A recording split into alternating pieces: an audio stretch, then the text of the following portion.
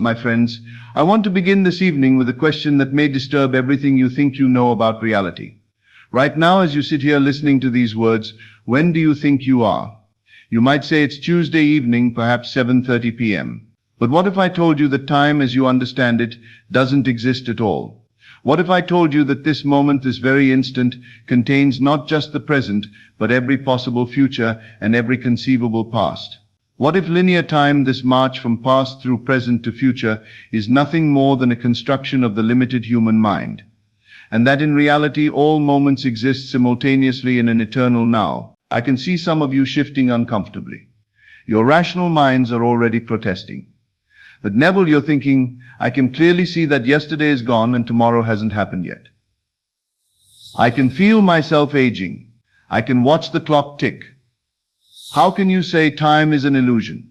Bear with me tonight, because what I'm about to share with you will not only challenge your understanding of time, but will give you the power to collapse time itself, to make the distant future immediate, to revise the unchangeable past, and to live in the fulfillment of your desires right now, regardless of when they appear to manifest in linear time. Just last week, a gentleman approached me after one of my lectures.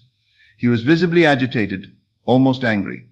He said, "Neville, you keep talking about living in the end, about assuming the wish fulfilled. But I've been trying this for 3 years. 3 years of visualizing, 3 years of feeling it real, and nothing has changed. If time is an illusion, why is it taking so long for my desire to manifest?" I looked at this frustrated man, and I realized he was making the same mistake that keeps millions of people trapped in the prison of linear time. He was living in time instead of living as time. He was waiting for his good to come to him through time, instead of recognizing that his good already exists in the eternal now and must be claimed from that timeless dimension. I said to him, "My friend, you're not trying to bring something from the future into the present. You're trying to recognize what already exists in the only moment that ever is, this eternal now. Your desire isn't waiting to happen someday. It has already happened. It exists right now in the dimension of consciousness that transcends time. Your job is not to make it happen, but to become aware of what has already happened." He stared at me as though I was speaking a foreign language. So I continued, "Tonight when you go to sleep, I don't want you to visualize your desire as something that might happen in the future. I want you to remember it as something that has already happened. I want you to recall the joy, the satisfaction, the fulfillment of your accomplished desire. Not as hope, but as memory.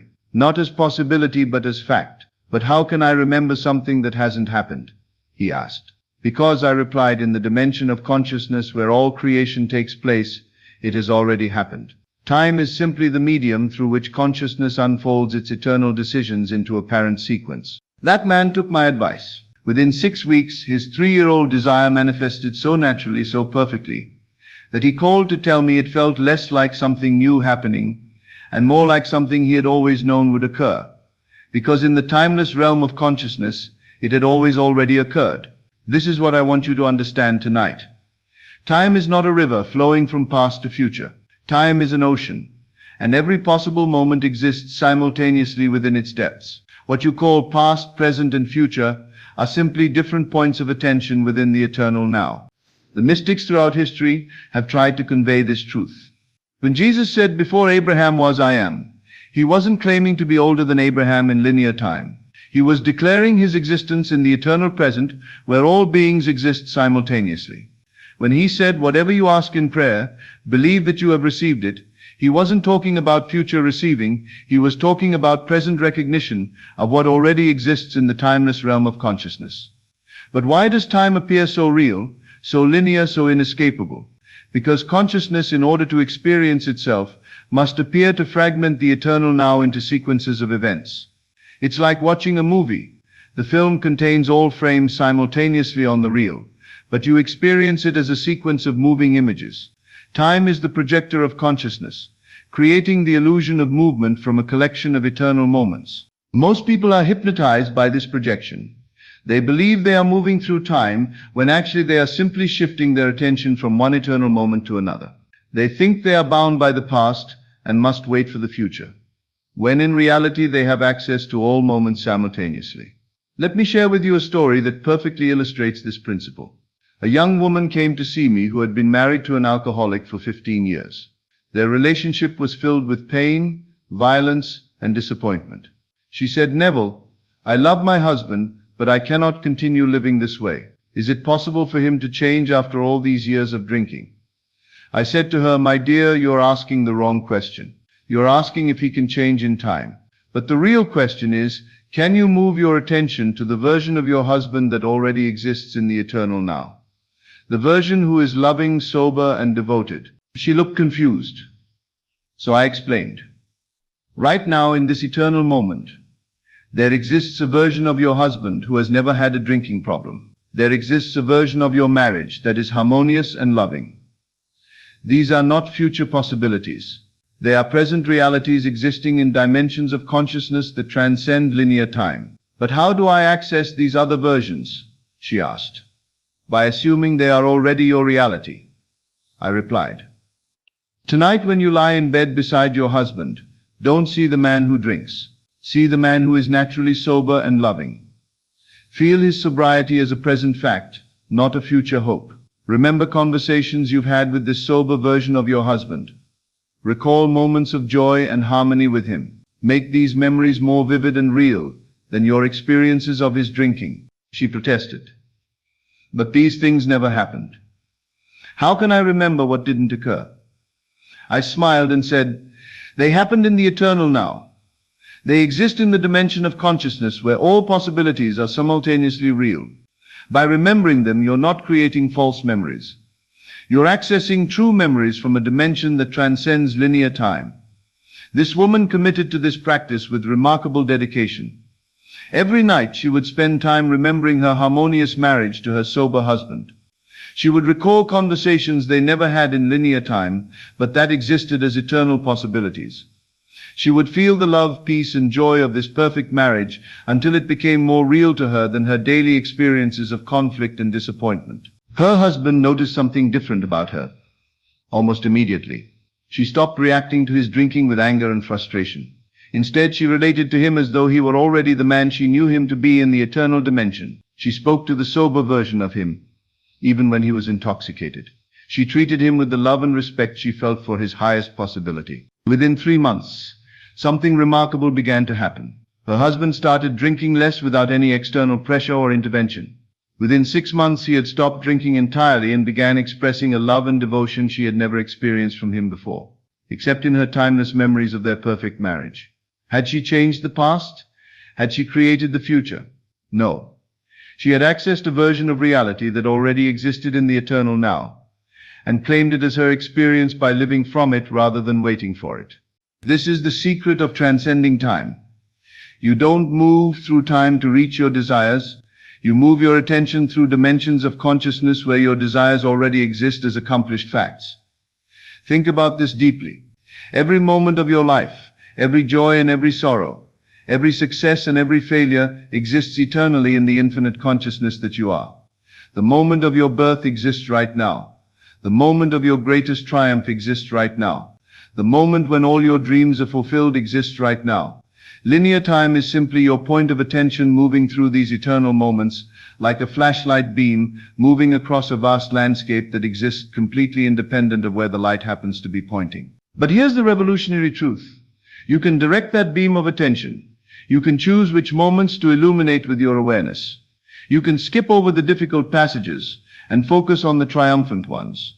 You can even go backward and revise moments that seem to be fixed in the past. Let me tell you about a man who understood this principle so deeply that he literally changed his personal history. He came to me as an elderly gentleman, filled with regret about his relationship with his deceased father. They had been estranged for the last 20 years of his father's life, and the old man died without them ever reconciling. "Neville," he said, "I carry such guilt and sorrow about this. I said terrible things to my father in anger. We never spoke again before he died. I would give anything to have handled that situation differently. But it's too late now. The past cannot be changed." I said to him, "My friend, the past exists right now as vividly as the present. In the eternal dimension of consciousness, your father is still alive, your relationship with him is still fluid, and reconciliation is still possible. Not as a future event, but as a present reality that you can access by shifting your attention." He looked at me skeptically, but I continued. Tonight I want you to go back to that moment of conflict with your father, but this time experience it differently. Instead of saying the hurtful things you actually said, speak to him with love and understanding. Feel his embrace, hear his forgiveness, experience the reconciliation you wished had happened. But that's not what really occurred, he protested. It's not what occurred in one dimension of time, I replied. But in the eternal now, all possibilities exist simultaneously. By experiencing the reconciliation, you're not changing the past. You're accessing a version of the past that already exists in the timeless realm of consciousness. This gentleman, desperate for peace, committed to this practice. Every night, he would revisit that fateful conversation with his father. But each time he would experience it as it should have been, filled with love, understanding, and mutual forgiveness. He made these revised memories so vivid and real that they began to feel more true than his original memories of conflict. Something extraordinary began to happen. The guilt and regret that had plagued him for decades began to dissolve. He started remembering other moments with his father differently too. Moments that had seemed negative in his memory began to reveal hidden layers of his father's love and care. It was as though his entire relationship with his father was being rewritten from a perspective of love rather than hurt. But the most remarkable thing occurred 6 months later. While going through some old family documents, he discovered letters his father had written but never sent. Letters expressing deep regret about their estrangement and profound love for his son. In these letters, his father had essentially said everything that the son had imagined him saying in their revised conversations. Had these letters existed all along in linear time?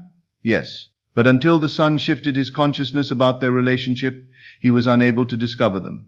By revising the past in consciousness, he had gained access to evidence of love that had always existed, but had been invisible to him from his former state of consciousness. This is how consciousness transcends time. It doesn't change what happened. It reveals what was always true from a higher perspective. It doesn't alter facts. It shifts your dimensional position so you can see more complete facts. Now you might be wondering, if all time exists simultaneously, why do we experience it sequentially? Why don't we perceive all moments at once? The answer is both simple and profound. Consciousness experiences itself sequentially in order to experience itself at all. If you were aware of all moments simultaneously, you would be aware of nothing specifically. It's like trying to listen to all music at once. You would hear only noise. By focusing on one moment at a time, consciousness can savor each experience, learn from each situation, and grow through each challenge. But the sequential experience of time is a choice, not a limitation. You can learn to shift your attention through time more deliberately, more consciously. You can spend more time experiencing moments of joy and fulfillment, and less time dwelling in moments of lack and limitation. This is what I call time selection. Just as you might select which radio station to listen to, you can select which moments of your eternal existence to experience most vividly. I knew a woman who had been struggling financially for years. Every day she experienced the stress of not having enough money, the anxiety of unpaid bills, the limitation of financial lack. She was trapped in a cycle of temporal experiences that seemed to confirm her poverty. I said to her, in the eternal now there exists a version of you that is financially abundant. There exists a moment where you receive the check that changes everything. A moment where you realize you have more than enough. A moment where you feel completely secure and prosperous. These moments exist right now, as real as any other moment in time. But I've never experienced these moments, she said. Then let's experience them now, I replied. Close your eyes and remember the day you received financial abundance. Feel the relief, the joy, the security. Make it so real that your body responds as though it's actually happening right now. At first she struggled with this exercise because her mind kept insisting that these moments had never occurred. But gradually she learned to enter these eternal moments of abundance as real experiences rather than imaginary hopes. Something remarkable began to happen. As she spent more of her conscious attention in moments of financial fulfillment, these moments began to appear more frequently in her linear experience of time. Unexpected checks arrived. New opportunities emerged. And within a year she had achieved the financial security she had been experiencing in her timeless meditations. This is the practical application of understanding time as illusion. You don't wait for good things to happen to you through time. You access the eternal moments where these good things already exist and spend your conscious attention there until linear time conforms to your eternal experience. Now I want to be very clear about something important. Understanding time as illusion is not about escaping from your responsibilities in linear time. You still need to pay your bills, keep your appointments, and honor your commitments in the sequential world.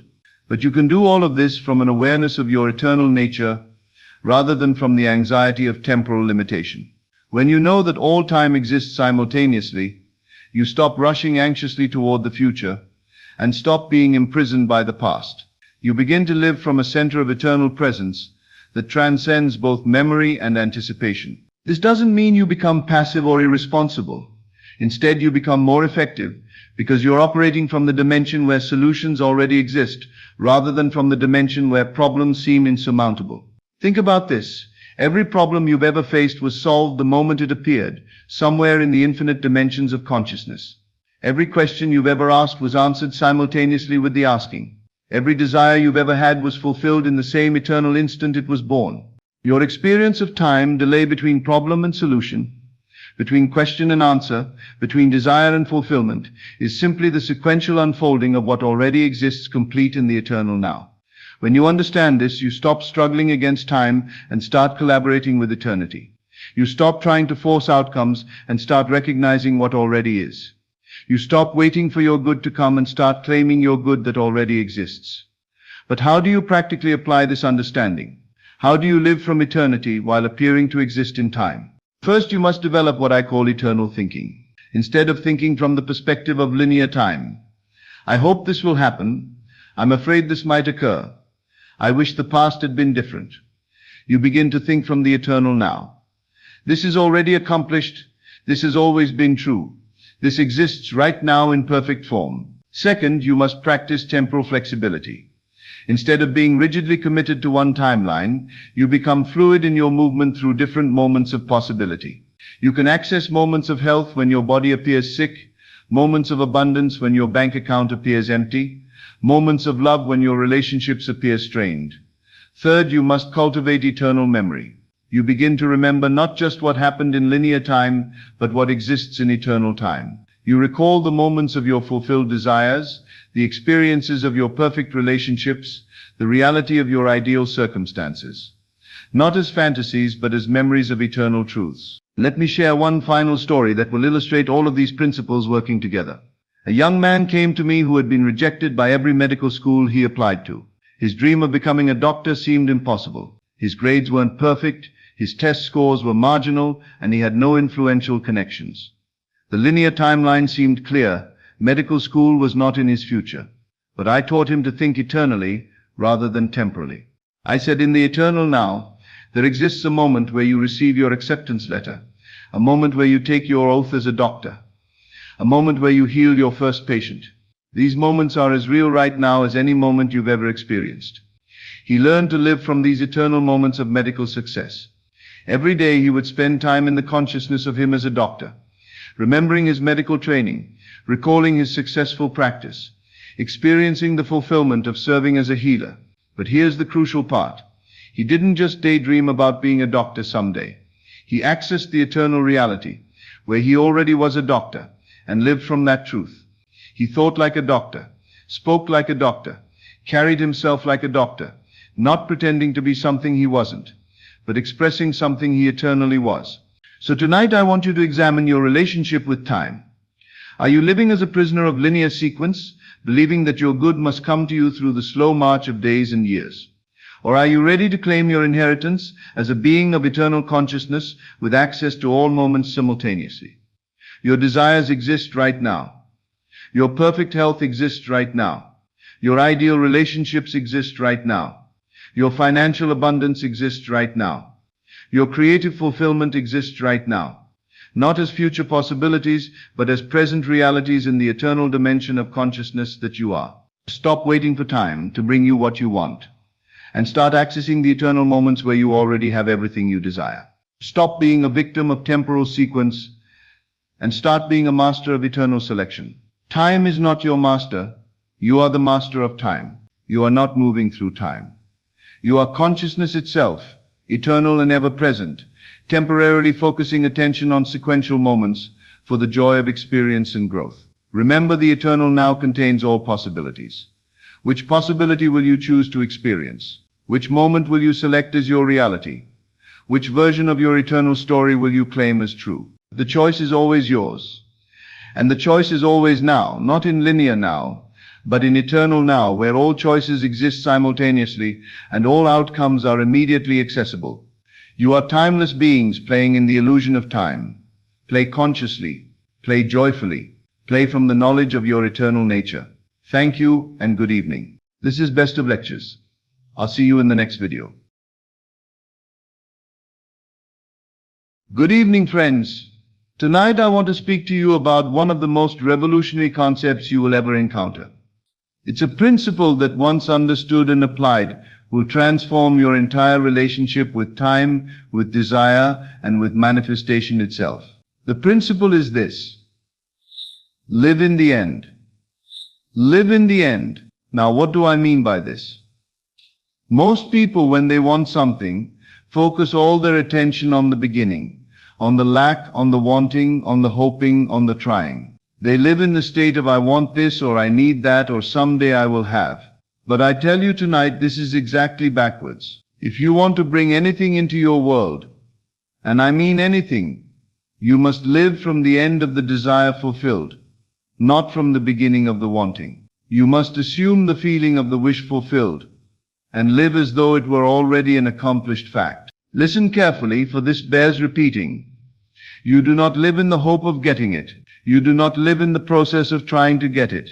You live in the end, in the satisfaction, in the fulfillment, in the completion of having it already. Let me give you an example that will make this crystal clear. Suppose you desire a new home. Most people would spend their days looking at real estate listings, worrying about down payments, calculating mortgage rates, hoping they can afford it, trying to figure out how it will happen. All of this is living at the beginning of the desire, in the state of wanting and not having. But to live in the end means something entirely different. It means you go to sleep each night feeling yourself in that home. You feel the satisfaction of ownership. You imagine walking through your rooms, cooking in your kitchen, relaxing in your living room. You don't wonder if you'll get it. You feel the contentment of already having it. You live from the assumption that it's already yours. A gentleman came to me last year with exactly this situation. He had been house hunting for 2 years with no success. Every offer was rejected. Every possibility fell through. Neville, he said, I've tried everything. Nothing works. I said to him, you've been living at the wrong end of your desire. You've been living in the wanting, not in the having. That very night I instructed him to stop looking at houses, stop calculating finances, stop worrying about the how. Instead, I told him to spend 10 minutes each night lying in bed, imagining himself already living in his perfect home. Feel yourself turning the key in your own front door, I said. Smell the coffee brewing in your own kitchen. Feel the satisfaction of being exactly where you belong. 3 weeks later, through a series of events he could never have orchestrated, he found and purchased the perfect home at a price he could easily afford. This is the power of living in the end. When you truly live from the feeling of the wish fulfilled, you compress time itself. You bring the future into the present moment. But why does this work? Because, my friends, there is no tomorrow. There is no future moment when you will finally be happy, finally be fulfilled, finally have what you want. There is only now, only this eternal moment. When you live in the end, you recognize that what you desire already exists. It exists now in this very moment. As a state of consciousness, you can enter. Time, as we experience it in this world of Caesar, is an illusion. In consciousness, all things exist simultaneously. The beginning and the end are one. When you desire something, that thing already exists as a completed fact in the eternal now. Your job is not to create it. Your job is to claim it by living in the consciousness of already having it. Most people make the mistake of trying to live in the end, while simultaneously watching the world of appearances for confirmation. They'll spend a few minutes imagining their desire fulfilled, then spend the rest of the day looking around saying, "But I don't see it yet. Where is it? Why hasn't it appeared?" This is not living in the end. This is living in doubt with occasional visits to the end. To truly live in the end means to maintain that state of fulfilled desire as your dwelling place, regardless of what your physical senses are telling you. Let me share another example. A young lady came to me desperate to marry a particular man. She had been in love with him for years, but he showed no interest in her romantically. She had tried everything, making herself more attractive, being available, dropping hints. Nothing worked. I said to her, "Stop trying to get him to love you. Instead, live in the state of being his beloved wife." She looked at me as if I had lost my mind. "But Neville," she said, "we're not even dating." "That," I replied, "is irrelevant. In consciousness you can be his wife right now. Feel what it feels like to wear his ring. Imagine falling asleep beside him each night. Feel the security and joy of being completely loved by him. Don't live in the hope of marrying him. Live in the contentment of being married to him." She practiced this faithfully. Every night she would fall asleep feeling herself as his beloved wife. She wore an imaginary ring and felt its weight on her finger. She imagined their conversations, their shared meals, their quiet moments together. Within 3 months he began to see her differently. Within 6 months he proposed. They've been happily married for 5 years now. The secret was that she stopped living in the state of wanting to be his wife and began living in the state of being his wife. She moved from the beginning of the desire to the end of it. Now I must warn you about something. When you first begin to live in the end, your logical mind will rebel. It will say, "This is foolish. This is just pretending. This is denial of reality." But I ask you, what is reality? Is reality what your physical senses perceive in this moment? Or is reality the eternal truth of what already exists in consciousness? I tell you that your desire fulfilled is more real than the circumstances that seem to contradict it. Your desire fulfilled exists as an eternal fact in the mind of God. The circumstances you see with your physical eyes are temporary shadows that must change to conform to the reality you're living in consciousness. Living in the end is not pretending. It's not positive thinking. It's not hoping or wishing or trying. It's a complete assumption of the state of consciousness that corresponds to your desire fulfilled. It's living as if you already have it, because in the only reality that matters, consciousness, you do already have it. But here's what many people struggle with. How do you live in the end when everything around you seems to contradict it? How do you feel wealthy when your bank account says otherwise? How do you feel loved when you're alone? How do you feel successful when you're currently struggling? The answer is practice. Persistent, faithful practice. You must train your imagination to dwell in the state of the wish fulfilled until that state becomes natural to you. Start with short periods, just a few minutes each day, where you completely inhabit the feeling of your desire fulfilled. Gradually extend these periods until living in the end becomes your natural state of being. Remember, you're not trying to convince yourself that you have something you don't have. You're recognizing that in the realm of consciousness, the only realm that matters, you already possess everything you could ever desire.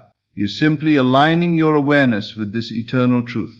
A businessman once asked me, "Neville, how can I live in the end of being successful when my business is failing?" I said to him, "Success is not a future event.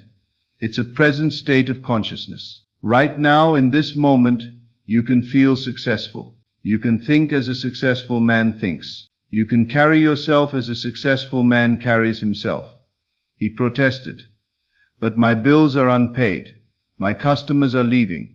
My profits are down." I replied, "Those are the conditions that brought you to seek a different state. They are not permanent facts about you. They are temporary conditions that must change when you change your state of consciousness." I instructed him to spend time each day feeling completely successful. Not trying to become successful, but feeling the satisfaction of already being successful. "How would you feel," I asked him, "if your business was thriving beyond your wildest dreams?" Feel that now. Not tomorrow. Not when conditions change, but now. He did this faithfully, and within a few months his business had completely turned around. New opportunities appeared, old customers returned, profits soared. The external change followed the internal change, as it always must. This is why I emphasize, live in the end. Don't live in the process. Don't live in the struggle. Don't live in the hope of getting. Live in the satisfaction of having. Live in the joy of being. Live in the fulfillment of your completed desire. When you truly live in the end, something magical happens. You stop being anxious about your desire because you're no longer waiting for it. You already have it. You stop being desperate because desperation comes from lack, and you're living in fulfillment. You stop trying to force things to happen because you know they've already happened in the realm of consciousness, and the physical world has no choice but to conform. Let me tell you about a young man who wanted to be a successful actor. He had been in New York for 3 years, waiting tables and going to auditions with no success. He came to my lectures feeling defeated. "Neville," he said, "I'm ready to give up and go home." I said to him, "Don't give up. Instead, change your approach entirely. Stop living in the struggle of trying to become an actor. Start living as a successful actor." Every night I told him to imagine himself on stage, receiving applause, feeling the joy of doing what he loved for a living. I told him to feel the satisfaction of being recognized for his talent, the security of steady work, the fulfillment of living his dream. "But I haven't booked a job in months," he said. "I have no reason to feel successful." I replied, "You have every reason. In consciousness, you are already the successful actor you desire to be. Your job is to recognize this truth and live from it." Within 2 months of faithfully living in this end state, he booked his first major role. Within a year, he was working steadily and earning more than he had ever imagined possible. The career he dreamed of became his reality, because he stopped dreaming of it and started living in it. This is the great secret. The end is not something you reach, it's something you claim. It's not something you achieve. It's something you assume. It's not something that happens to you. It's something you recognize has already happened in the eternal now of consciousness. When you live in the end, you discover that there never was a journey from here to there. There was only the journey from one state of consciousness to another. And that journey takes place in an instant, the moment you assume the feeling of the wish fulfilled. So I ask you tonight, what is your desire? What do you long for in your heart of hearts? Whatever it is, stop living in the wanting of it. Stop living in the process of trying to get it. Stop living in the hope that someday you might have it. Instead, live in the end. Live in the consciousness of already having it. Feel the satisfaction, the joy, the fulfillment of your desire completed. Not as something you're trying to create, but as something you're finally willing to accept. Your desire fulfilled is not in your future. It's in your eternal now. It's not something you must earn. It's something you must claim. It's not something you must become worthy of. It's something you must recognize you already possess. Live in the end, my friends. Live in the beautiful, perfect, complete end of every desire of your heart. For in truth, that end is not an end at all. It is the eternal beginning of life lived from the consciousness of infinite possibility. The kingdom of heaven is at hand. Not tomorrow, not when conditions change, not when you become more deserving. Right now, in this very moment, you can enter that kingdom by living in the end of your heart's deepest desire. Who will you be when you finally allow yourself to live in the end? The answer to that question is the doorway to your freedom. Dear beautiful souls, this is where we part for now. But know that you carry these timeless truths within your heart wherever you go. Take what you've learned tonight and let it work through you. Let it change you from the inside out. And when you do, when your life begins to reflect the beauty of these eternal principles, remember that you're not just transforming your own world, but you're adding light to our collective awakening. You are loved, you are powerful, and your dreams are already real in the only place that truly matters, consciousness. This is Best of Lectures. I will see you in the next video, beautiful souls. Until then, live in the end. Good evening, my friends. What if I told you that the CIA, the Central Intelligence Agency, spent years and millions of dollars researching a technique that proves your imagination is not wishful thinking, but a direct pathway to altering reality? What if I told you that buried in declassified government documents, there exists scientific validation for everything the law of assumption teaching us about imagination and the power of consciousness? And what if I told you that these documents, available for anyone to read, describe the exact same principles that Neville Goddard taught decades ago, but in the cold clinical language of government science? This is not theory. This is not philosophy. This is documented, declassified, government-verified research into the mechanics of consciousness and reality creation. Tonight you're going to discover why the CIA believed, no, why they proved, that consciousness is not confined to your brain, that reality is not what your senses report, and that you have the ability to access and alter the fundamental fabric of existence through focused attention and imagination. They called it the Gateway Project, and it validates everything Neville Goddard ever taught. In 1983, the CIA commissioned a report, not about weapons, about consciousness. They wanted to know, can human consciousness operate outside the physical body? Can focused attention alter reality? Can imagination access information beyond the five senses? For years, this research remained classified. Top secret, eyes only. But in 2003, it was declassified, released to the public, and most people never noticed. Because who would believe that the CIA was seriously researching out-of-body experiences, altered states of consciousness, and the nature of reality itself? But they were. And what they found will change how you understand manifestation forever. The project was called Gateway, and its purpose was to explore and document a specific technique using something called hemisync, binaural audio frequencies that synchronize both hemispheres of the brain, to achieve what they called expanded states of consciousness. Let me walk you through what the CIA discovered. The Gateway Project documented a specific progression of consciousness states, each one representing a different level of awareness and reality access. They called these levels focus states. Focus 10 was described as mind awake, body asleep, a state where your consciousness is fully alert, but your physical body is completely relaxed, almost dissociated. In this state, participants reported heightened awareness, expanded perception, and a sense of consciousness existing independent of the physical form. Sound familiar? This is exactly what Neville described when he taught SATS, state akin to sleep.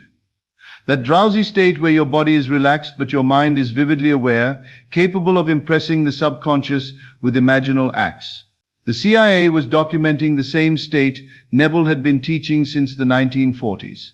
Focus 12 was described as expanded awareness, a state where consciousness begins to perceive beyond the limitations of physical senses. In this state, participants reported accessing information they couldn't have known through normal means, seeing events at a distance, perceiving probable futures, experiencing realities that hadn't yet manifested physically. Again, this is precisely what Neville meant when he said imagination is not fantasy, but perception of realities that exist in consciousness before they appear in the physical world. The CIA's Focus 12 is Neville's imaginal realm, the place where your desire already exists, waiting to be assumed into your experience. But here's where it gets even more profound. The Gateway documents describe reality not as solid matter, but as an energy matrix, a field of potentials, frequencies, and information. They explain that what we perceive as physical reality is actually consciousness organizing energy into patterns based on observation and attention. Let me read you an actual quote from the declassified document. The universe is composed of interacting energy fields, some at rest and some in motion. It is in and of itself one gigantic hologram of unbelievable complexity. Do you understand what they're saying? Reality is not fixed. It's not solid. It's not happening to you. Reality is a holographic projection of consciousness, a field of infinite possibilities that collapses into specific experiences based on where attention is focused. This is exactly what Neville taught when he said consciousness is the only reality. The CIA documented it, they studied it, they proved it through repeatable experimentation. Your consciousness doesn't observe reality. Your consciousness creates reality by focusing attention on specific possibilities within the infinite field. And here's the key. The Gateway documents explain that this energy matrix, this field of all possibilities, responds to sustained, focused attention combined with emotional resonance. Not thinking about what you want, not hoping for it, but experiencing it in consciousness with such vividness and feeling that you convince your own awareness it's already real. This is assumption, this is imagination. This is exactly what Neville taught, and the CIA confirmed it works. Now let me show you something that will make the connection undeniable. The Gateway technique used hemisync audio, specific sound frequencies played in each ear, that forced the brain hemispheres to synchronize. Why? Because synchronized brain waves create a state of heightened suggestibility, where the conscious mind relaxes its critical filter and the subconscious becomes highly receptive to new information. In this state, imaginal acts bypass logical resistance and impress directly on the subconscious mind, which then begins reorganizing reality to match the impressed image. Now, does this sound familiar? This is precisely why Neville taught you to practice SATs in the drowsy state before sleep. Because in that state, just like the hemisync state, your conscious mind relaxes, your brain waves slow, and your subconscious becomes incredibly receptive. The imaginal act you perform in that state bypasses all doubt, all resistance, all logical objection. It impresses directly on the creative level of mind. The CIA used technology to achieve what Neville taught you to achieve naturally, accessing the gateway state where consciousness can impress new patterns on the energy matrix of reality. Different methods, same gateway, same results. But the Gateway project went even further. They documented something called Focus 15, described as no time, a state where consciousness exists outside linear time, able to access past and future simultaneously. In this state, participants reported experiencing desired outcomes as if they had already happened, not imagining them as future possibilities, but remembering them as completed events. Do you see it? This is living from the end. This is Neville's core teaching. You don't imagine your desire as something coming in the future.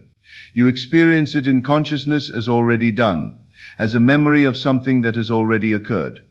And when you do this, when you occupy the state of the wish fulfilled so completely that it feels like a memory rather than a hope, you've collapsed the timeline. You've accessed Focus 15. You've moved outside linear time. You've selected the reality where your desire is already manifested and brought your awareness to that timeline. The CIA documented this. They proved participants could access information from timelines where events had already occurred differently than the current physical timeline. They proved that consciousness exists beyond time, that all possibilities exist simultaneously, and that focused attention determines which possibility you experience as your reality. This is quantum physics meeting ancient mysticism. This is science validating spirit. And it's exactly what Neville taught. Now let me connect another crucial piece. The Gateway documents explicitly state that consciousness is not produced by the brain. It's not confined to the physical body. It's not limited to the material world. They describe consciousness as existing in a non-physical energy matrix, a realm beyond the physical senses, where all information, all possibilities, all potentials exist simultaneously. And here's the critical part. They explain that this non-physical realm is more fundamental than physical reality. It's the source, the cause, the creative level. Physical reality is the effect, the projection, the manifestation of what exists first in the non-physical realm. Neville called this the imaginal world, the realm of consciousness where your desire already exists in perfect, complete form. The CIA called it the non-physical energy matrix. Different names, same reality. And both frameworks agree on this crucial principle. What you experience in this non-physical realm, what you assume, what you embody, what you feel is real in consciousness, must eventually manifest in physical form. Because the non-physical is cause, the physical is effect. Consciousness is primary. Matter is secondary. This isn't spiritual philosophy anymore. This is documented government research. Now let me show you how the Gateway findings explain why assumption works. The documents describe reality as a holographic interference pattern, different frequencies of energy creating different experiential realities. Your current circumstances are one frequency. Your desired reality is a different frequency. Both exist simultaneously in the energy matrix. You're simply tuned to one frequency and not the other. Now here's what the Gateway research proved. You can change which frequency you're tuned to through sustained focused attention combined with emotional resonance. When you assume your desire fulfilled, when you maintain that assumption consistently, when you feel it as real, when you think from it rather than about it, you're literally changing your consciousness frequency. You're tuning yourself to the frequency where your desire already exists. And as you maintain that frequency, as you persist in that assumption, your physical reality begins to reorganize. Not because you're creating something new, but because you're aligning with a reality that already exists at a different frequency. This is why Neville said, assume the feeling of the wish fulfilled and continue in that assumption. Not because you're trying to convince the universe to give you something, but because you're changing your frequency to match the reality where you already have it. The CIA documented this exact mechanism. They just used words like resonance, frequency, and energy matrix, instead of assumption and imagination. Let me make this absolutely clear. Everything Neville Goddard taught, everything that skeptics dismissed as mystical nonsense or wishful thinking, has been validated by declassified CIA research. Neville taught, consciousness is the only reality.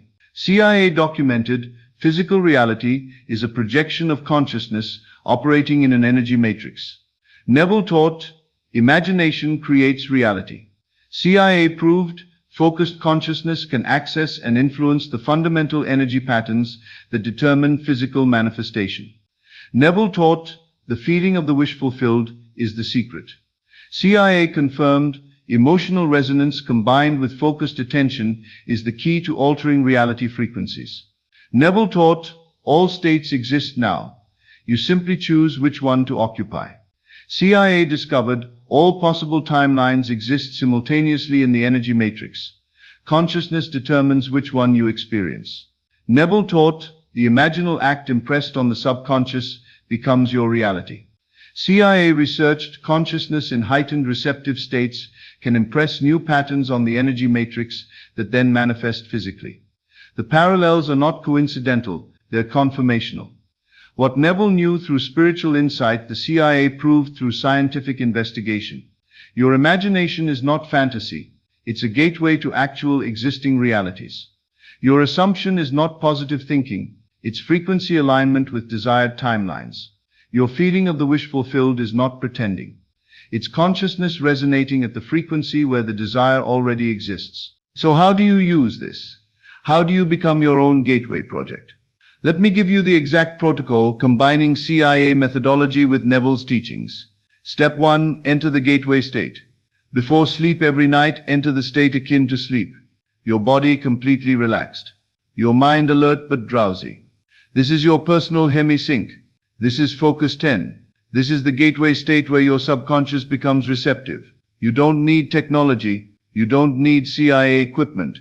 You just need the natural state Neville taught you to access. Step 2. Construct your imaginal act. In this state, construct one simple scene that implies your desire is fulfilled. Not a scene of getting your desire. A scene that assumes you already have it. Make it vivid. Engage all your senses. Make it feel so real that you forget you're imagining.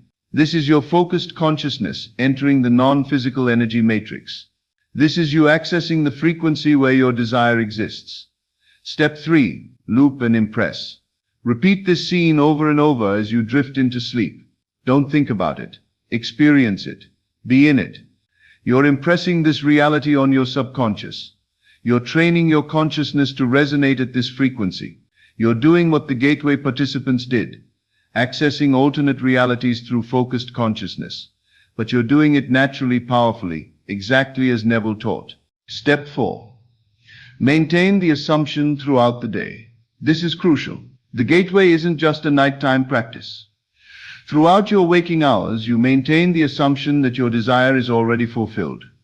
You think from it, you speak from it. You make decisions from it. This is sustained frequency alignment. This is living from the end. This is consciousness choosing which reality to experience. Every time you drift back to your old assumption, your old frequency, you gently redirect back to your desired state. You're training your consciousness to naturally resonate at the frequency of your desire fulfilled. Step 5. Ignore contradictory evidence. The gateway documents explain something crucial. There's a time lag between consciousness shift and physical manifestation. When you change frequencies in consciousness, the physical reality takes time to reorganize and reflect the new frequency. During this time, you'll still see evidence of the old frequency, the old circumstances, the old reality. This is where most people fail. They see the unchanged circumstances and conclude it's not working, so they shift back to the old frequency. But Neville taught, and the CIA confirmed, that you must maintain the new frequency regardless of current physical evidence. The physical is always showing you your past frequency, your past assumptions, your past state. But as you persist in the new frequency, as you maintain your assumption despite appearances, the physical must eventually shift to match. For those of you who needed scientific proof, for those who struggled with faith, for those who wanted evidence that this isn't just spiritual fantasy, here it is. The CIA, the most secretive, most skeptical, most evidence-demanding organization in the world, spent years and millions of dollars researching consciousness. And they concluded, consciousness can access and influence reality beyond the physical senses. Focused attention combined with emotional resonance can alter the fundamental energy patterns that determine physical experience. They proved it, they documented it, they declassified it. Everything Neville taught is not just spiritual wisdom. It's verifiable, documented, scientifically observed reality mechanics. Your imagination is not wishful thinking. It's accessing the energy matrix. Your assumption is not pretending. It's frequency selection. Your feeling of the wish fulfilled is not fantasy. It's resonance with existing realities. The government proved it. Neville taught it. Now it's time for you to experience it. Tonight you have a choice. You can continue thinking of manifestation as some mystical, unreliable practice that sometimes works for lucky people. Or you can recognize that what you've been learning is documented, researched, government-verified science about how consciousness and reality actually operate. The gateway is real. The non-physical energy matrix is real. The ability to access alternate timelines through focused consciousness is real. And you have access to this gateway every single night through the state akin to sleep. You don't need CIA clearance.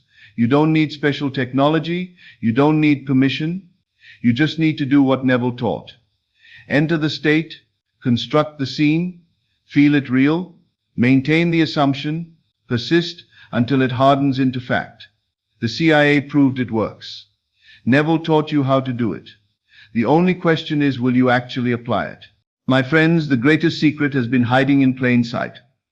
Not in mystical teachings that require faith. Not in spiritual philosophies that demand belief. In declassified government documents. In scientific research. In repeatable, documented experiments. Consciousness is the only reality. Imagination creates your experience. Assumption determines which timeline you live in. This is not belief. This is not hope. This is not faith. This is documented fact. So tonight, when you enter the state akin to sleep, know that you're not engaging in wishful thinking. You're accessing the gateway. You're entering the energy matrix. You're aligning with frequencies where your desire already exists. You're doing what the CIA proved was possible. What Neville taught was natural. What you were born to do. You are consciousness. You are the creator. You are the gateway itself. Use it. Thank you and good evening. This is Best of Lectures. I will see you in the next video. What if I told you that every struggle in your life, every sleepless night spent worrying, every moment you've spent trying to figure out how, what if all of that was completely unnecessary? My friends, I want you to imagine for a moment that you've been carrying a heavy suitcase up a mountain, only to discover that there was an elevator all along. That suitcase is your overthinking mind. And the elevator, that's what I'm about to share with you today. You see, from the moment you could speak, you were taught that thinking harder would solve your problems. Your parents said, think before you act. Your teachers demanded, think critically. Society programmed you to believe that the mind is your greatest asset. But here's what they never told you. Your mind was never meant to be the architect of your reality. It was meant to be the carpenter. Right now, as you listen to these words, your mind is probably racing. It's asking, but how can I stop thinking? How will I solve my problems? What about my responsibilities? You see, even now, it's trying to maintain control. I spent years watching people exhaust themselves with mental gymnastics. They analyze every decision to death. They worry about futures that may never come. They replay past mistakes like broken records. And what do they have to show for it? More confusion, more anxiety, more of the same results they're trying to escape. The truth is this: your conscious mind is like a flashlight in a dark room. It can only illuminate what it's pointed at, but it cannot see the whole room at once. There is a greater intelligence, a cosmic mind, if you will, that sees everything simultaneously. And here's the remarkable part: you have access to it the moment you stop interfering. But before I tell you how to access this cosmic intelligence, let me ask you something that might disturb you. What if the very thing you think is helping you is actually the biggest obstacle to everything you want? I want you to consider something profound. Every time you've had a breakthrough in your life, every moment of sudden clarity, every aha moment, every time the perfect solution appeared out of nowhere, where did that come from? Was it from hours of thinking, or did it arrive in a moment of stillness, when your mind finally became quiet? Think about it. The greatest inventions, the most beautiful art, the most profound discoveries, they didn't come from forcing the mind to work harder. They came from what we call inspiration, literally meaning in spirit. They came when the individual became a clear channel for something greater than their personal thinking. But here's where most people get it wrong. They experience these moments of divine guidance, and then immediately try to figure out how to make it happen again. They turn inspiration into a mental exercise, and in doing so, they close the very channel through which it came. The universe doesn't need your help in figuring out the how. It only needs your permission to work through you. I remember a student who came to me, desperate to save his failing business. He had spreadsheets, business plans, marketing strategies. His office looked like a war room. "Neville," he said, "I've thought of everything, but nothing works." I told him something that shocked him. Stop thinking about your business for 1 week. Instead, spend that time imagining how it feels to be successful. See yourself shaking hands with satisfied customers. Feel the weight of prosperity. Hear people praising your success. But don't think about how to make it happen. He thought I was crazy, but he was desperate enough to try. 3 days into this practice, he received an unexpected phone call that led to the largest contract of his career. The solution came not from his thinking, but from his being. Now here's where it gets really interesting, and this might completely change how you see yourself. You are not who you think you are. The person you believe yourself to be is just a collection of past thoughts and experiences. But your true self, that's something entirely different. Your assumptions shape everything. Every experience in your life, every relationship, every opportunity, every setback is a direct reflection of what you assume to be true about yourself and your world. Not what you hope to be true, not what you think should be true, but what you actually assume in the depths of your being. Most people live unconsciously, allowing their assumptions to be shaped by external circumstances. They see struggle, so they assume life is hard. They experience rejection, so they assume they're not worthy of love. They face financial challenges, so they assume money is scarce. But here's the secret that changes everything. You can choose your assumptions. Let me share something that might sound impossible. Reality is not fixed. What you call the real world is simply a collection of solidified assumptions. When enough people assume something is true, it appears to be an unchangeable fact. But for the individual who dares to assume differently, reality becomes fluid. I once knew a woman who was told by doctors that she would never walk again. The medical evidence was clear. The experts were unanimous. But in her mind, she began to assume something different. Every night she would imagine herself dancing at her daughter's wedding. She didn't hope to walk. She assumed she already could. She felt the music, felt her feet moving, felt the joy of that moment as if it were happening now. The doctors called it a miracle when she walked out of that hospital 6 months later. But it wasn't a miracle. It was the natural result of a changed assumption manifesting in physical form. Your outer world has no choice but to conform to your inner convictions. This is not philosophy. This is law. And here's what trips people up. They try to change their assumptions while still reacting to their current circumstances. They say, I assume I'm wealthy, while feeling anxious about their bills. They declare, I assume I'm loved, while feeling lonely and rejected. True assumption is not an intellectual exercise. It's a state of being. When you truly assume something, you don't need to convince yourself it's true. You simply know it is. But let me warn you about something that keeps 99% of people trapped in mediocrity. They actually believe struggle makes them more deserving. They think suffering equals worthiness. And this belief is destroying their dreams faster than they can create them. Society has sold you one of the greatest lies ever told, that you must struggle to succeed, that you must earn your good through hardship, that no pain, no gain is a universal truth. But this belief system is keeping you from the very things you desire most. Think about it. When you struggle for something, what are you really saying? You're saying that it's not naturally yours, that you're not worthy of it in your current state, that you must somehow prove yourself deserving. But the universe doesn't operate on a merit system. It operates on assumption and feeling. I've watched people work themselves to exhaustion chasing success, only to watch it slip through their fingers. I've seen others who barely lifted a finger receive abundance beyond measure. The difference wasn't in their effort. It was in their state of being. The person who struggles believes they are separate from what they desire. The person who receives knows they are one with it. When you release the need to struggle, something magical happens. You stop pushing against life and start flowing with it.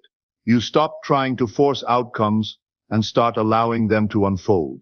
You discover that the universe is not your adversary, it's your collaborator. But letting go of struggle requires tremendous faith. It means releasing control over the how and trusting that there's an intelligence far greater than your personal will, orchestrating everything perfectly.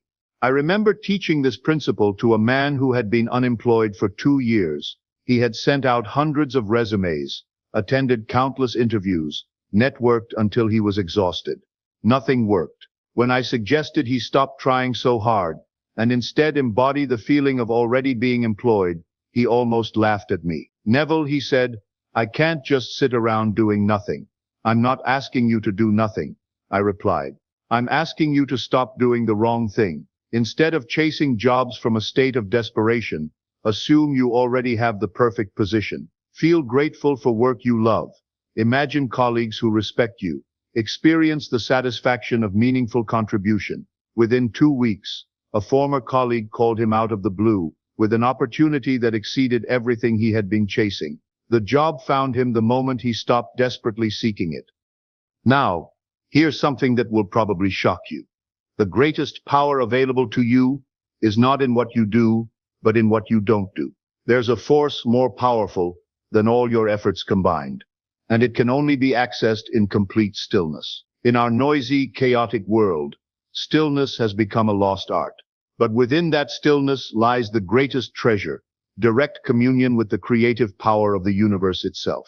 Most people are afraid of silence because in silence, they're forced to confront their own minds. They discover how chaotic their thoughts really are, how much fear and doubt they carry, how little control they actually have. So they fill every moment with noise, activity, distraction, anything to avoid the discomfort of facing themselves. But what they don't realize is that this avoidance is keeping them from their greatest power.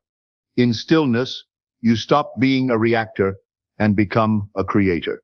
When your mind becomes quiet, something extraordinary happens. The same intelligence that orchestrates the movement of planets, that coordinates the migration of birds, that heals your body without your conscious involvement. That intelligence becomes available to guide your life.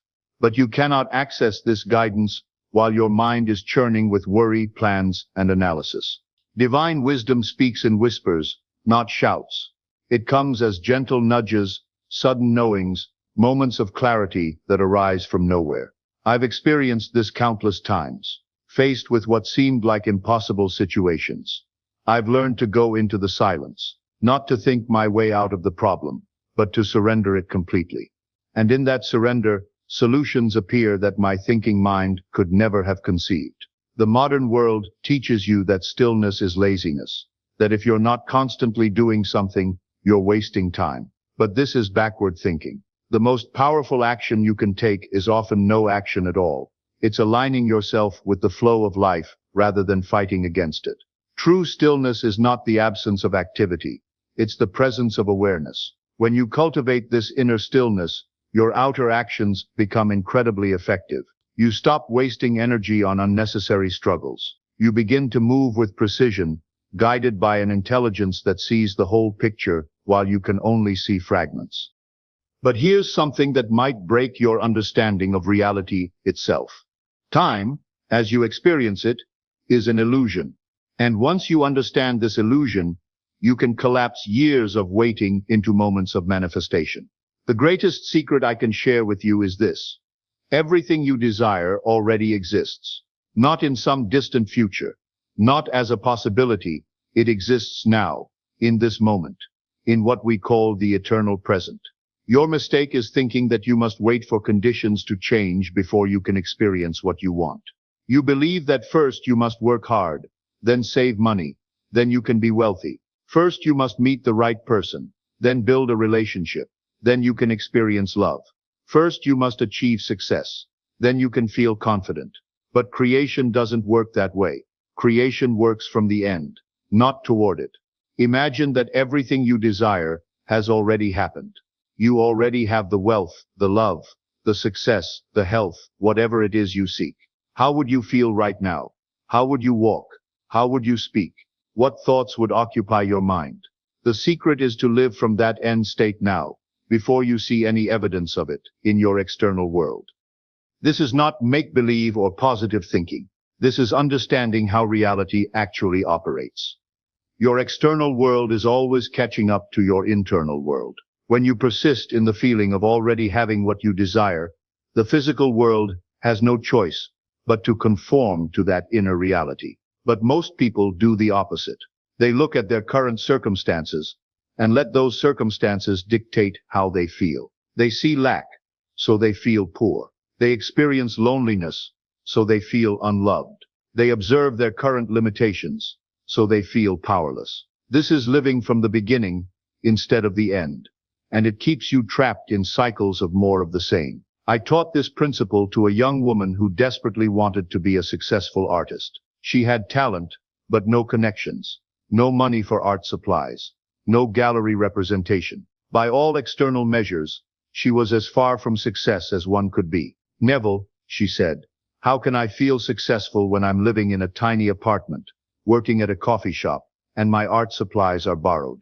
Because I told her, your current circumstances are the result of your past assumptions. If you want different circumstances, you must assume a different state now. Close your eyes. Imagine you're already a celebrated artist. You're standing in a beautiful gallery, surrounded by people admiring your work. Feel the satisfaction, the recognition, the fulfillment.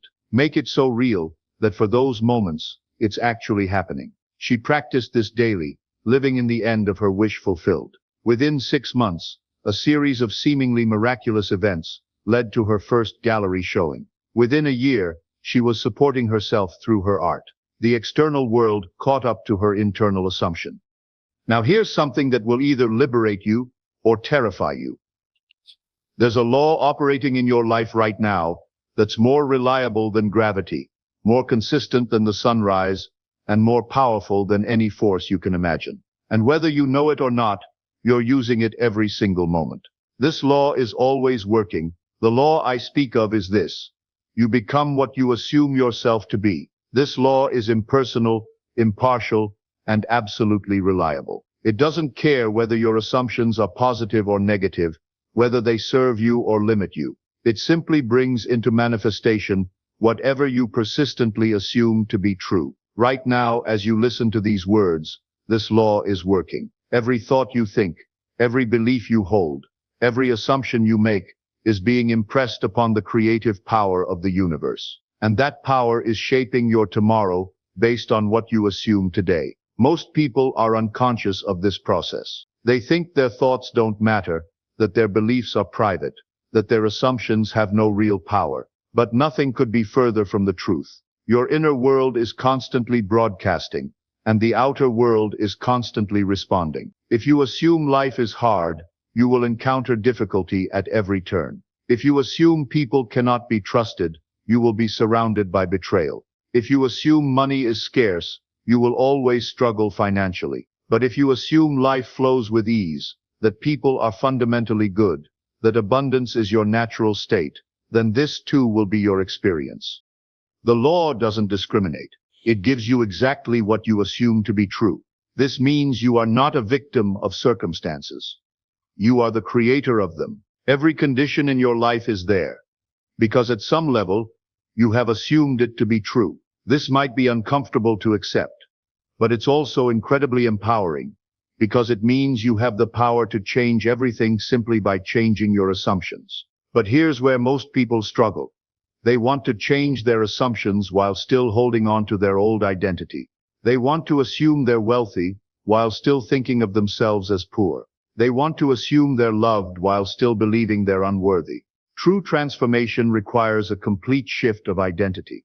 You must be willing to let go of who you think you are to become who you desire to be. You must be willing to abandon familiar limitations to embrace unlimited possibility. I once worked with a man who had failed in business 3 times. He came to me convinced that he was just not cut out for success. His assumption was so strong that he unconsciously sabotaged every opportunity that came his way. The problem isn't your circumstances, I told him. The problem is your assumption about yourself. You've assumed you're a failure, and the law is faithfully giving you more failure. But what if you assumed something different? What if you assumed you were naturally successful, that everything you touched turned to gold? It took time to break down his old assumption and build a new one. But when he finally embodied the assumption of success, when he felt it in his bones rather than just thinking it in his head, everything changed. His 4th business venture exceeded his wildest dreams.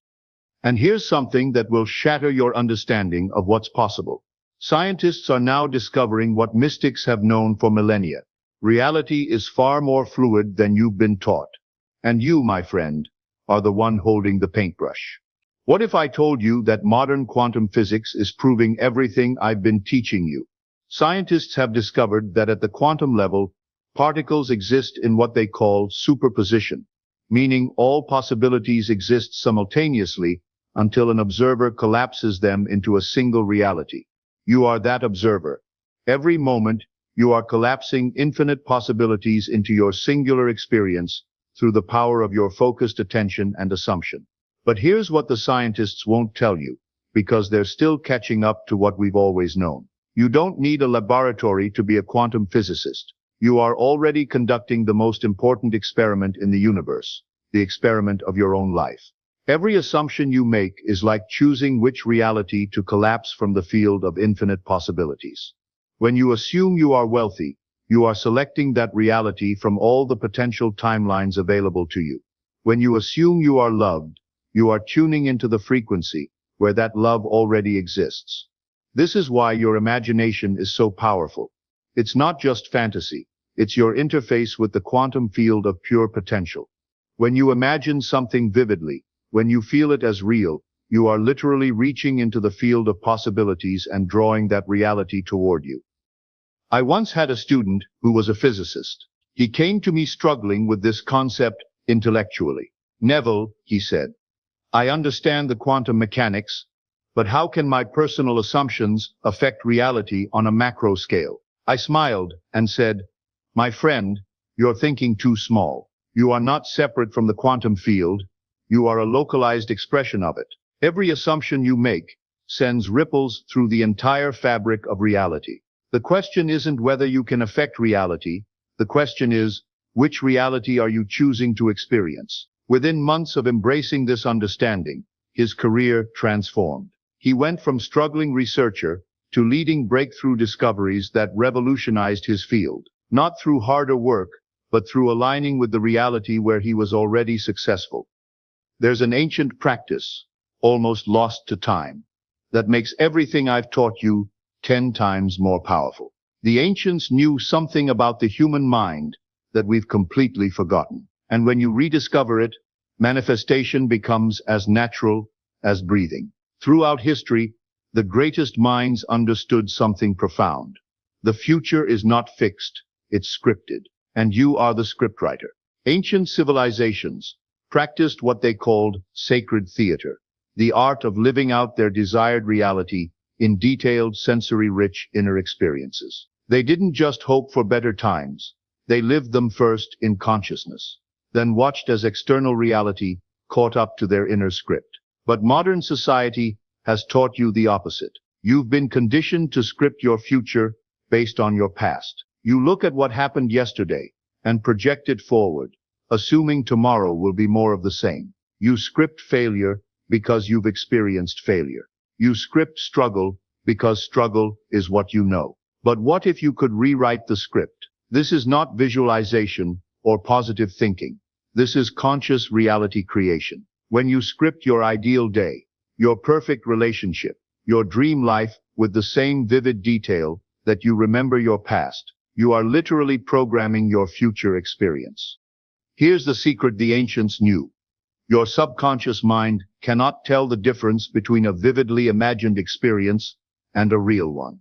When you script a scene with enough sensory detail and emotional intensity, your subconscious accepts it as fact and begins reorganizing your reality to match that script. I remember working with a woman who had been single for years. She had convinced herself that all the good men are taken and had scripted a future of loneliness. When I taught her to script a different reality, to spend time each night living out conversations with her ideal partner, feeling loved and cherished, experiencing the joy of deep connection, something remarkable happened. She began attracting different people into her life. Her energy changed, her conversations changed, even her appearance seemed to transform. Within 6 months, she met a man who matched every detail of her scripted ideal. Not because she manifested him from thin air, but because she had aligned herself with the reality where such love was natural and available. Your life is a movie, and you are the director, producer,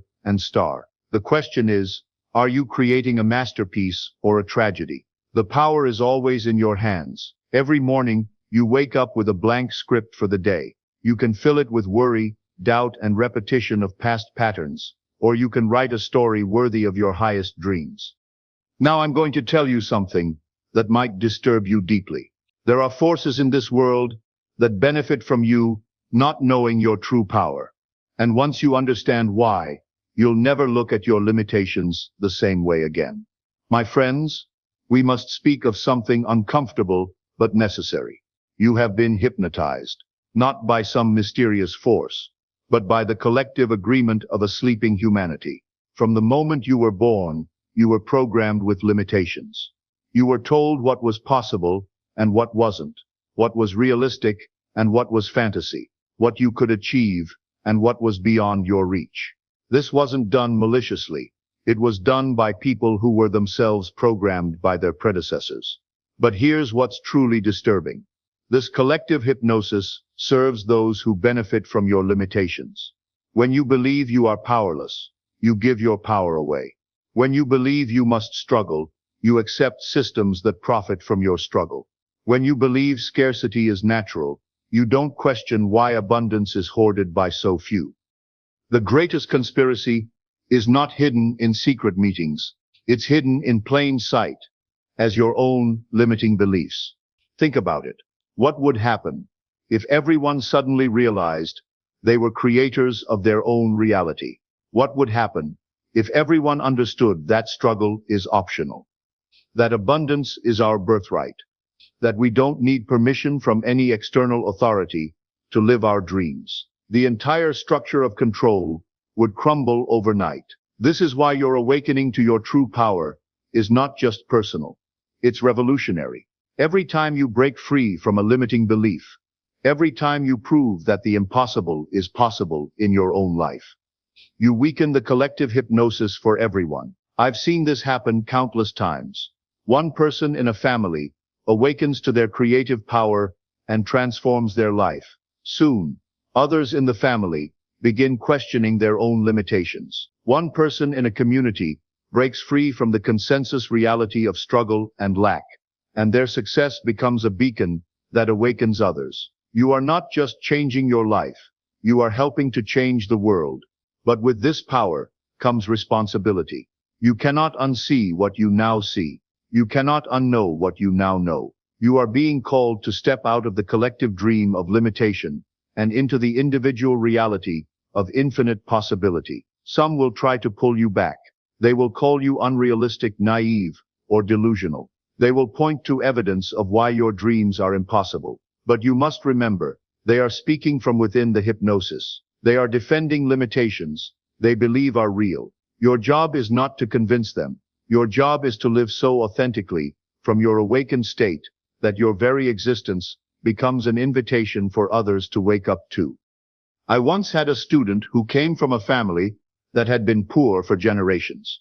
When he began applying these principles and his financial situation transformed, his family couldn't understand it. They accused him of getting lucky or changing.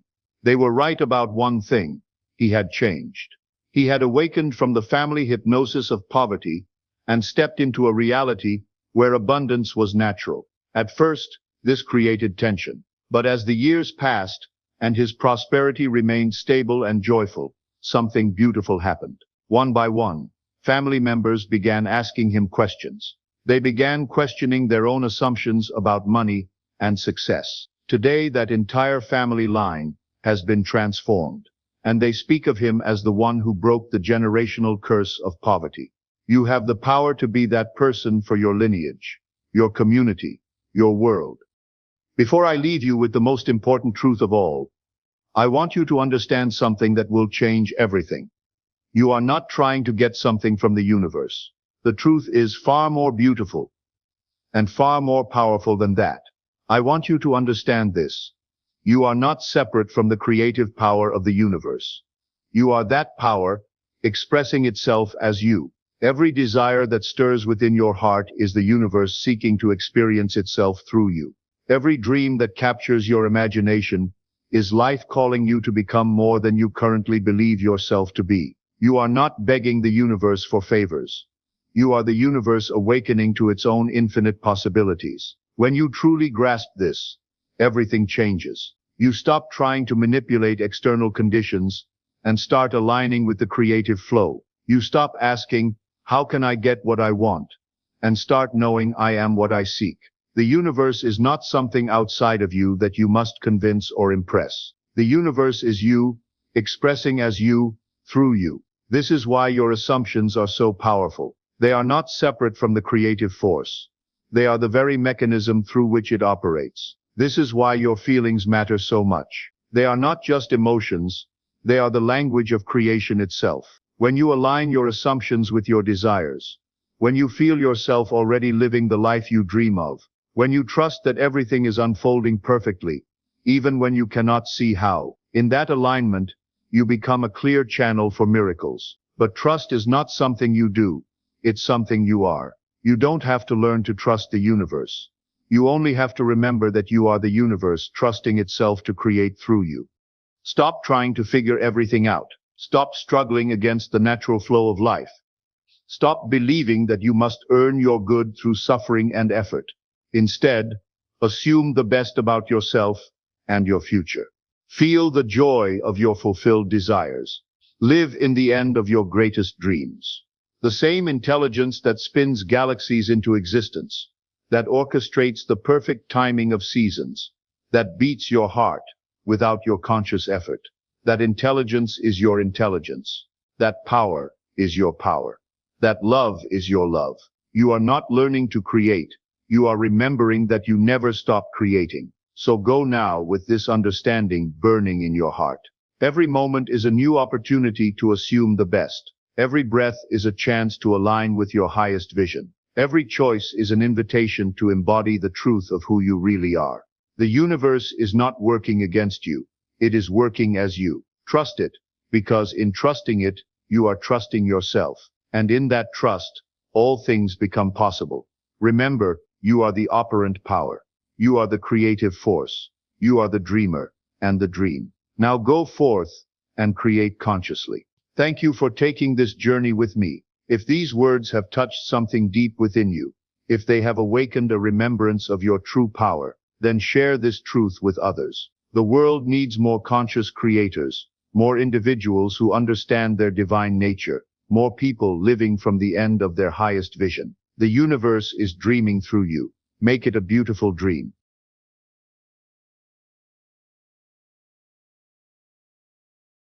Good evening, my friends. Tonight I want to speak to you about something that will revolutionize how you approach this law, how you impress your subconscious mind, and how you command your reality. I'm going to show you a principle so simple, so profound, yet so completely overlooked that most students of this teaching spend years trying to manifest through sheer force of will when they could be commanding their subconscious mind with surgical precision. This is mind control in its purest form. Not control over others, not manipulation of circumstances, but absolute control over your own consciousness, specifically control over the mechanism through which your subconscious mind receives and executes its orders. And when you understand this principle, when you learn to use it with intention, manifestation becomes inevitable, not hoped for, not wished for, inevitable. Because you will have discovered the master key that unlocks your subconscious mind's creative power without resistance, without delay, without question. Let me begin by revealing something most never realize. Your subconscious mind is being commanded every moment of every day. Not by your affirmations alone, not by your visualizations only, but by something far more subtle, far more persistent, far more powerful. Questions. The questions you ask yourself, whether consciously or unconsciously, are commands to your subconscious mind. And your subconscious, being the obedient servant that it is, must answer them. It has no choice. When you ask yourself, why can't I ever succeed? Your subconscious mind hears that as a command. Show me reasons why I cannot succeed. And it obeys faithfully, immediately, without question. It will search through your memories, your experiences, your perceptions, and it will present you with evidence, proof, seemingly undeniable proof, that you cannot succeed. Not because the evidence was always there, but because you commanded your subconscious to find it. When you ask, what's wrong with me? Your subconscious hears, find everything that is deficient, lacking, broken within me. And it does. It will compile a complete inventory of every flaw, every failure, every limitation, real or imagined, and present it to you as truth. Because that's what you asked for. Do you see what's happening? You are commanding your subconscious mind all day long through the questions you ask. And your subconscious, being the faithful servant, delivers exactly what you've requested. Most people are giving their subconscious mind commands to prove their limitations, to confirm their fears, to validate their unworthiness. And they wonder why their life reflects exactly that. But tonight, you're going to learn to reverse this. You're going to learn to ask questions that command your subconscious to prove your power, confirm your success, validate your worthiness. And when you do this, when you master the art of the properly formed question, manifestation cannot be stopped. Let me show you how this works. Your subconscious mind is not a reasoning mind. It does not analyze, does not judge, does not question. It simply accepts and executes. When you make a statement, an affirmation, your conscious mind often interferes. It says, but is this true? Where's the evidence? This doesn't match my current reality. And that doubt, that questioning, that resistance weakens the impression on your subconscious. But when you ask a question, particularly one that assumes the desired state is already true, something fascinating happens. Your conscious mind cannot resist it. Because a question doesn't demand belief. It only demands an answer. And your subconscious mind, hearing the question, immediately goes to work finding or creating an answer. When you ask, why am I so fortunate? Your subconscious doesn't argue. It doesn't say, but you're not fortunate. It simply begins searching for evidence of your fortune. And what it searches for, it finds. Or if it doesn't find it, it creates it. This is the principle. What you seek, you find. What you ask for, you receive. Not because the universe is generous, but because consciousness creates reality.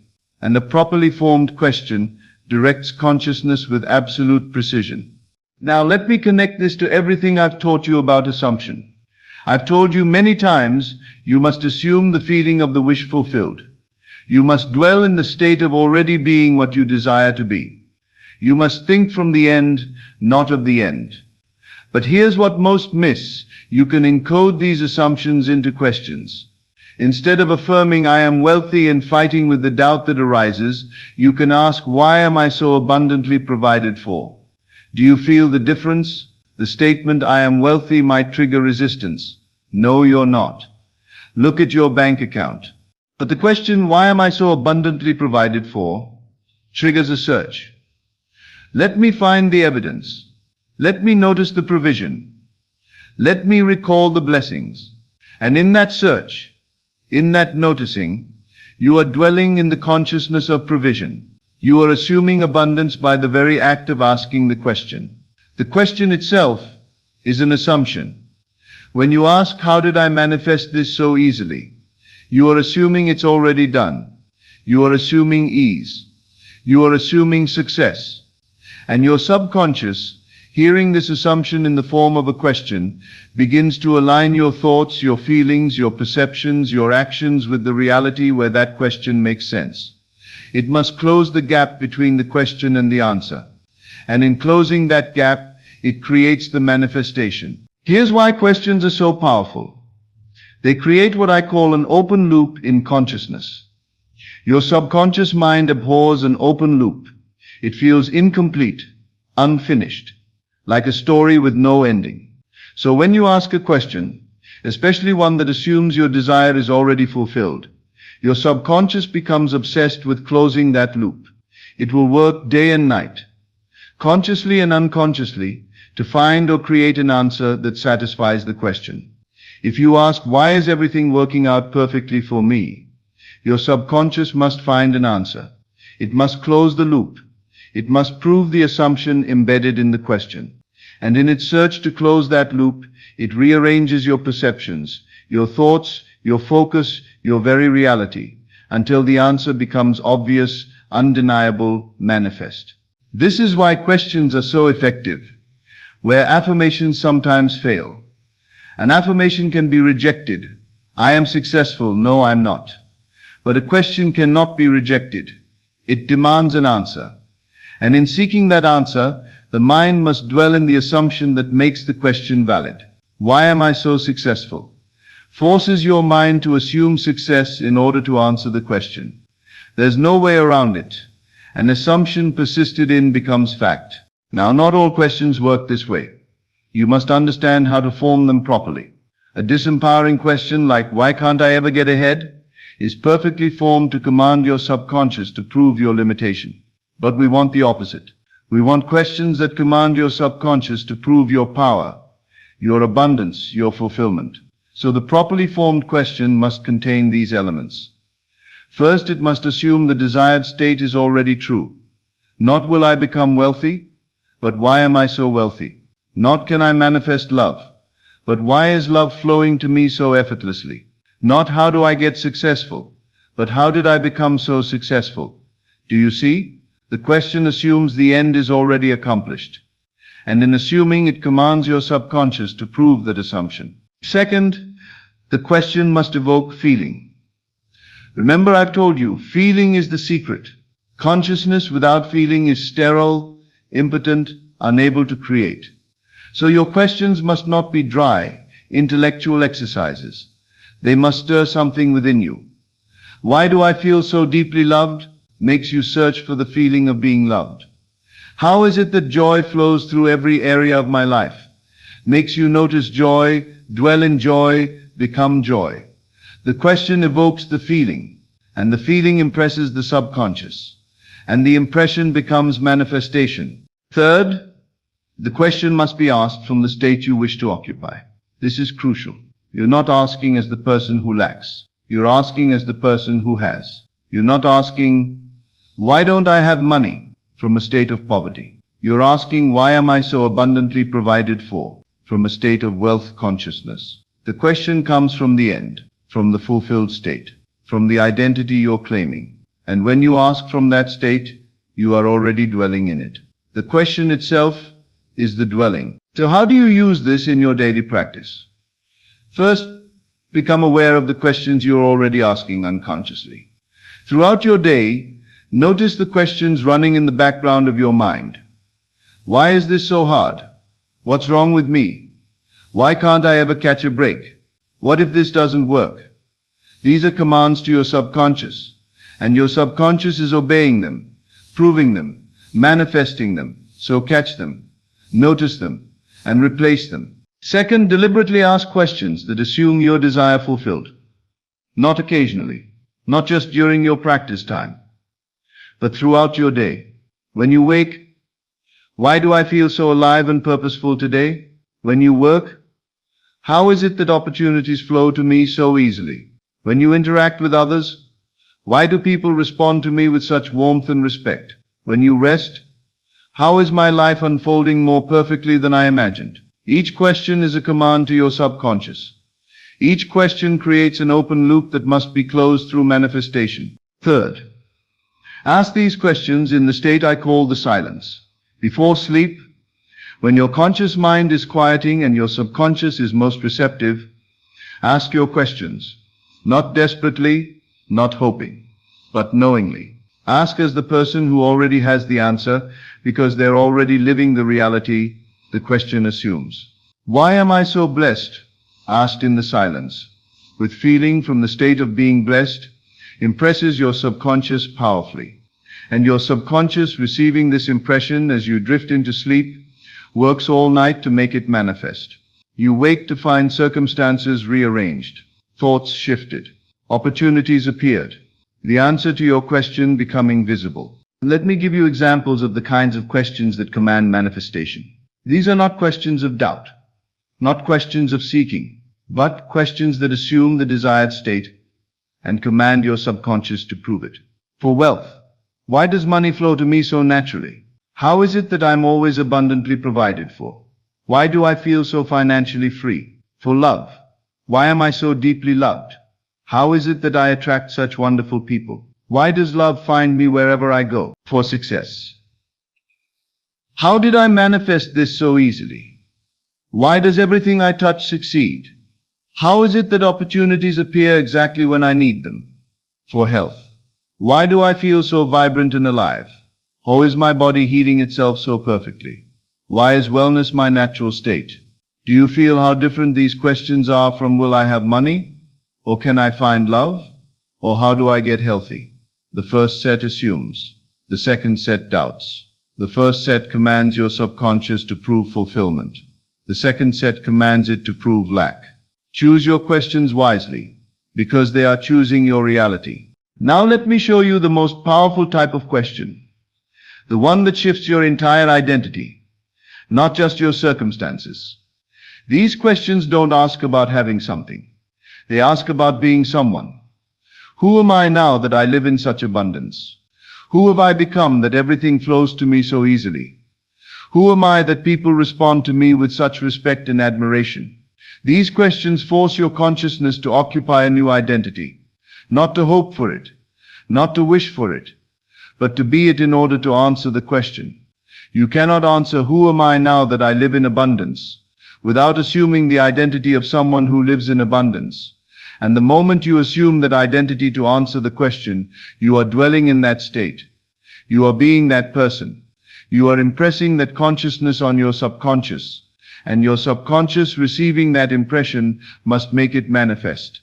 This is the ultimate form of mind control. You are controlling what identity your mind occupies, and your identity determines your reality, always. Now you will ask these questions, and your current circumstances might contradict them. You'll ask, why am I so wealthy? And look at an empty bank account. You'll ask, why am I so loved? And wake up alone. You'll ask, why is everything working out perfectly?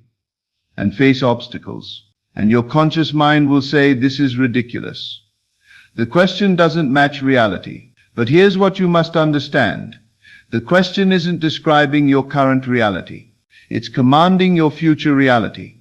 You're not asking to get information. You're asking to give instruction. Your subconscious doesn't care whether the answer exists in your current circumstances. It only cares about finding or creating an answer. So when you persist in asking, why am I so wealthy?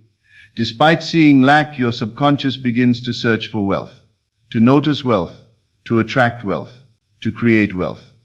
The outer world must eventually conform to the inner questioning. But you must persist. You must ask from the end. You must assume the question is valid even when appearances deny it. Because the moment you let appearances dictate your questions, you're back to asking, why am I so poor? And your subconscious obeys that command instead. Hold to your questions.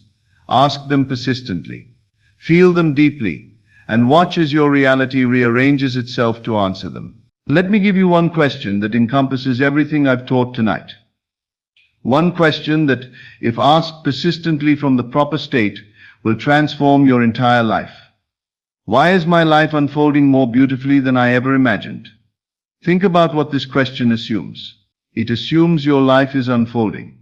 Present tense. Happening now. It assumes it's unfolding beautifully. Not struggling. Not barely surviving. Beautifully. It assumes it's exceeding your imagination. Not just meeting expectations, surpassing them. And it asks why. Which commands your subconscious to search for evidence, to notice beauty, to recognize perfection, to dwell in the consciousness of life unfolding magnificently. If you asked only this question, persistently, feelingly, from the state of one whose life is indeed unfolding beautifully, your entire reality would shift to match.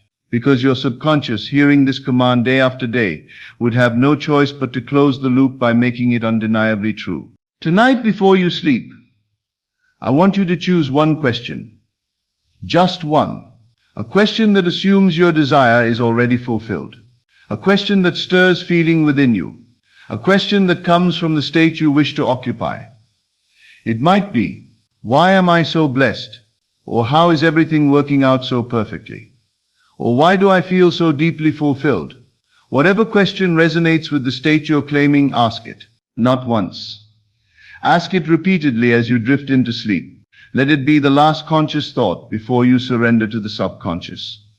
Why am I so blessed? Why am I so blessed? Feel it. Mean it. Ask it from the state of being blessed, not from the state of wanting blessing. And as you fall asleep with that question saturating your consciousness, your subconscious mind begins its work. It searches, it rearranges, it creates, it manifests. All night long, beneath your conscious awareness, it's closing the loop. It's finding the answer. It's making the question true. And you wake to discover your reality shifting. Not dramatically all at once, perhaps, but shifting, moving, rearranging itself to reflect the consciousness you commanded through your question.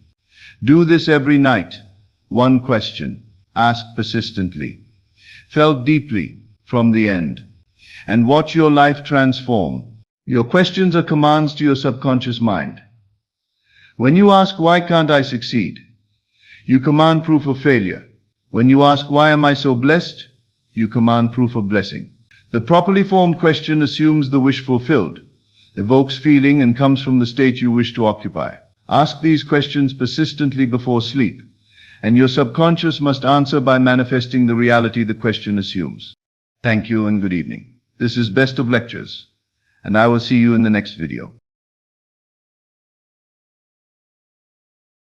Welcome to the beginning of your transformation.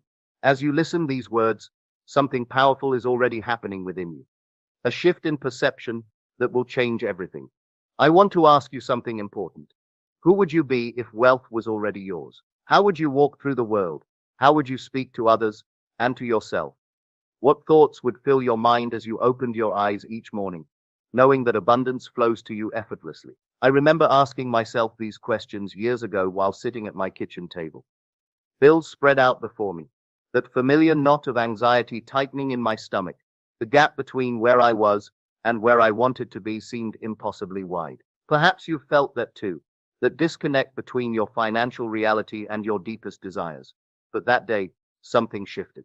I realized I'd been approaching everything backward. I was waiting for my circumstances to change before I would change how I felt, how I thought, and how I moved through the world. That realization transformed everything for me, and it can do the same for you. I'm not asking you to pretend. I'm asking you to recognize a profound truth that changed my life. Wealth begins within. Here's what I discovered on my own journey.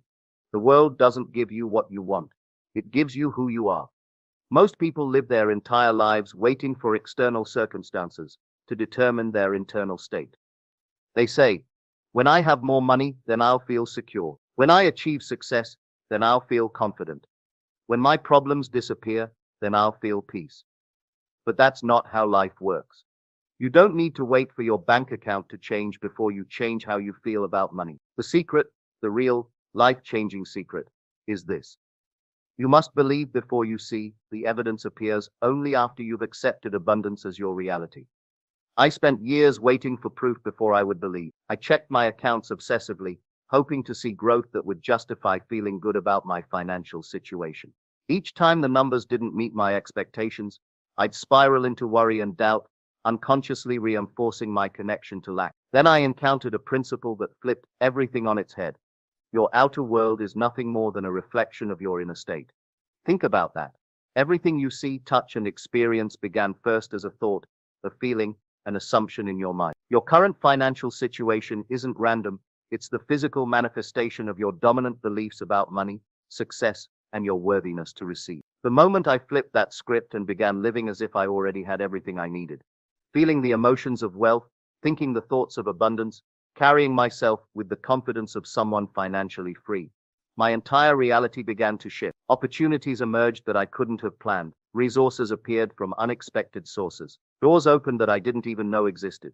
Not because I was lucky, not because I was special, but because I changed from the inside out. You need to step into your wealthy self right now. And here's how. Look at how wealthy people move through life. They don't question whether opportunity will find them. They expect it. They don't worry about resources. They know resources will come. They carry an unshakable confidence, not because they have money, but because they embody wealth as a state of being.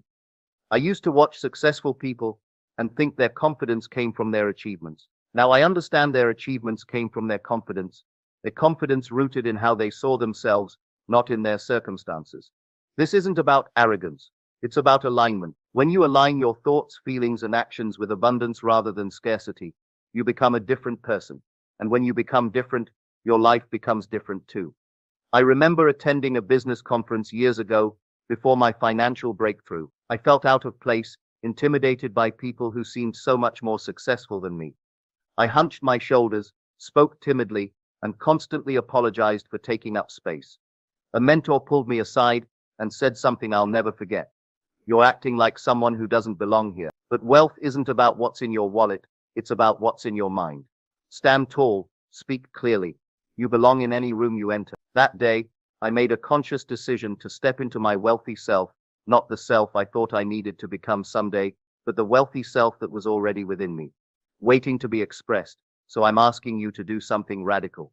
Assume the state of wealth right now, not tomorrow, not when circumstances change.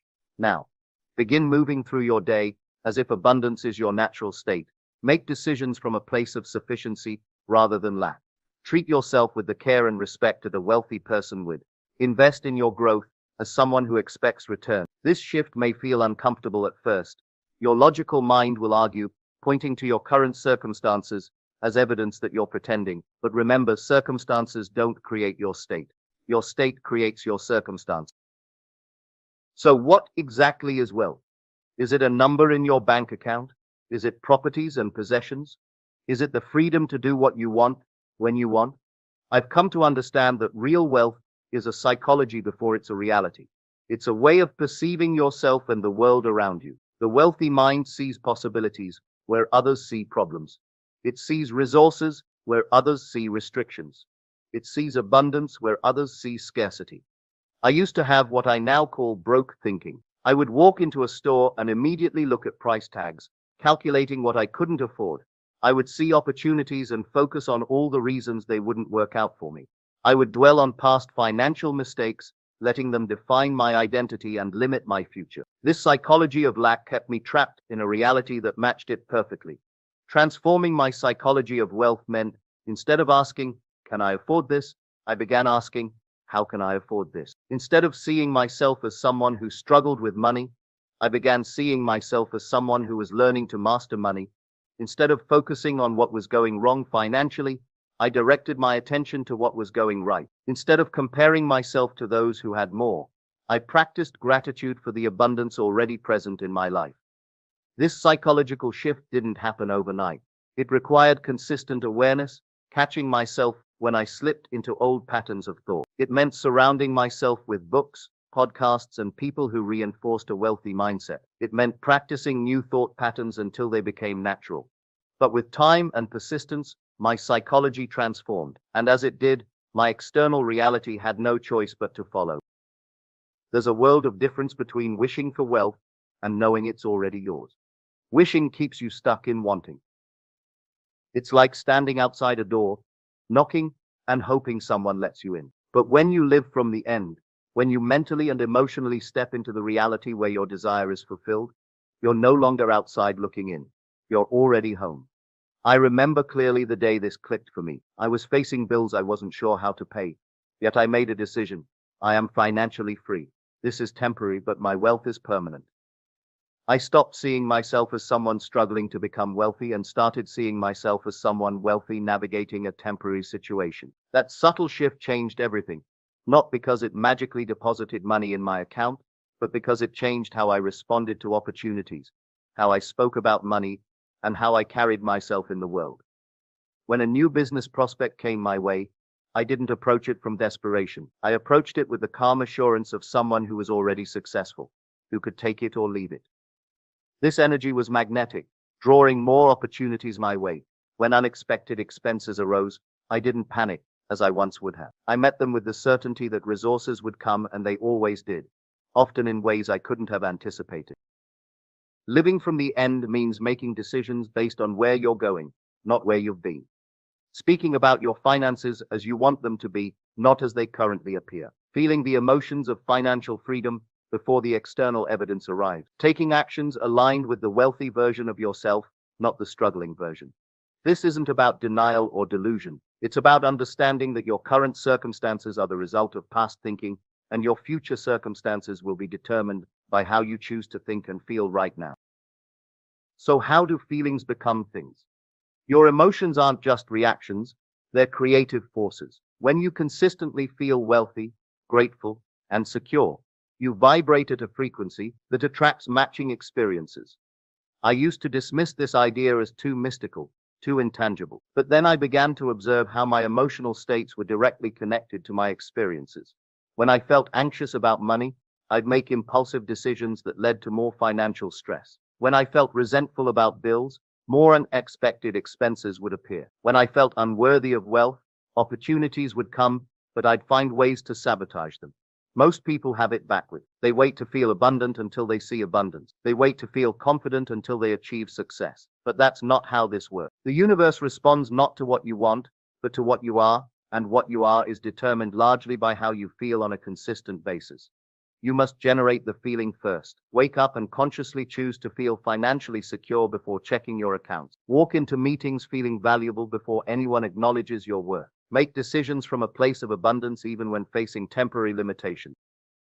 One of the biggest blocks I faced on my journey was obsessing over how my financial breakthrough would come. I wanted a roadmap, a guarantee, a step-by-step plan. I'd lie awake at night trying to calculate exactly how much I needed to earn, which opportunities to pursue, what investments might pay off fastest. My mind spun with endless scenarios and possibilities, each one leaving me more anxious than the last. But here's what I learned. Your job isn't to figure out how, your job is to hold the vision and trust the process. Think about a farmer planting seeds. He doesn't dig them up every day to check their progress. He doesn't stand over them demanding they grow faster. He plants with confidence, nurtures consistently, and trusts the harvest will come. The how isn't your responsibility. The universe has infinite channels through which abundance can flow to you, many more creative and wonderful than you could possibly imagine. Your task is simply to keep your vision clear and your vibration high. I remember the turning point came when I finally surrendered my need to control.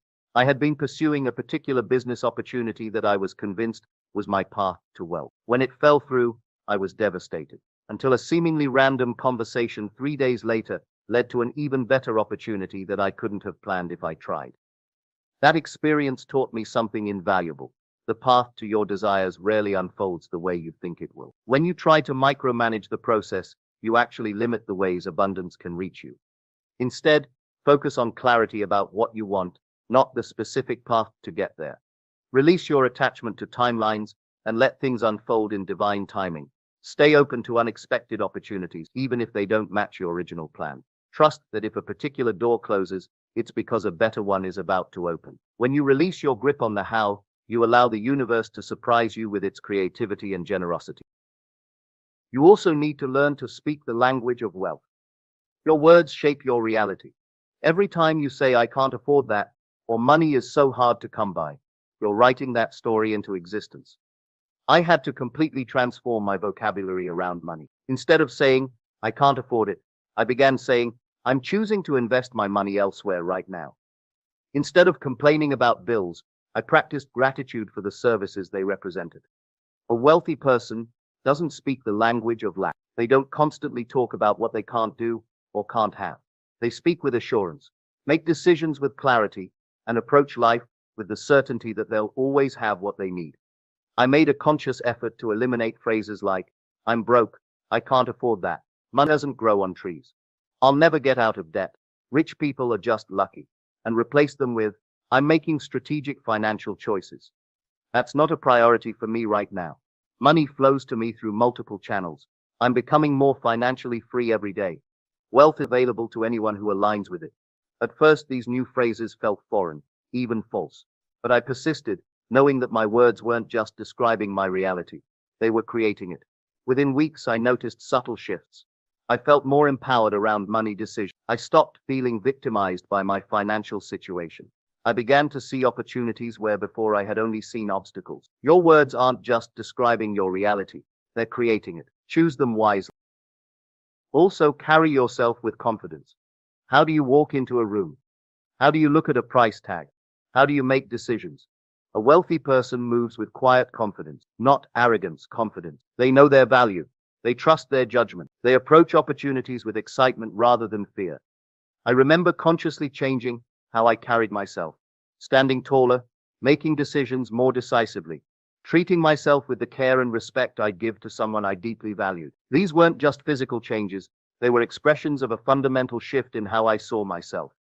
Your physiology affects your psychology. When you carry yourself like the wealthy person you already are inside, you strengthen that identity and make it more real. I began a practice of wealth embodiment that dramatically accelerated my transformation.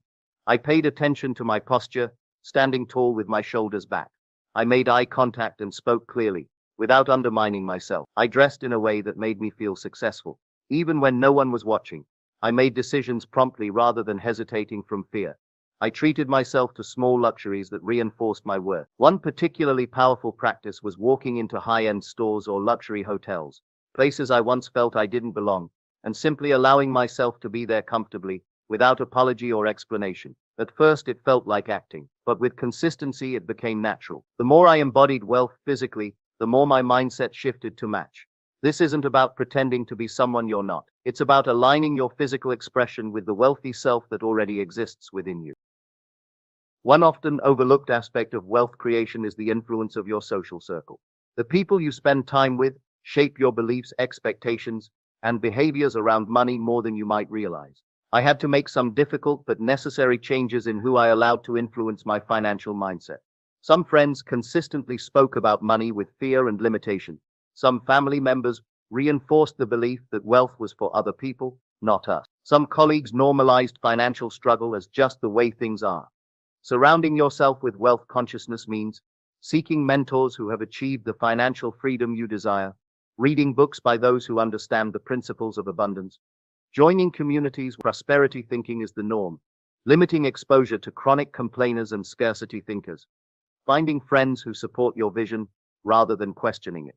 This doesn't mean abandoning everyone who isn't wealthy. It means being intentional about whose financial opinions you internalize and whose money mindset you allow to influence yours. When I began spending time with entrepreneurs who talked about money confidently, who saw opportunities everywhere, who expected success rather than bracing for failure, my own thinking began to shift by osmosis. Your wealth consciousness is either being elevated or diminished by the company you keep. Choose wisely.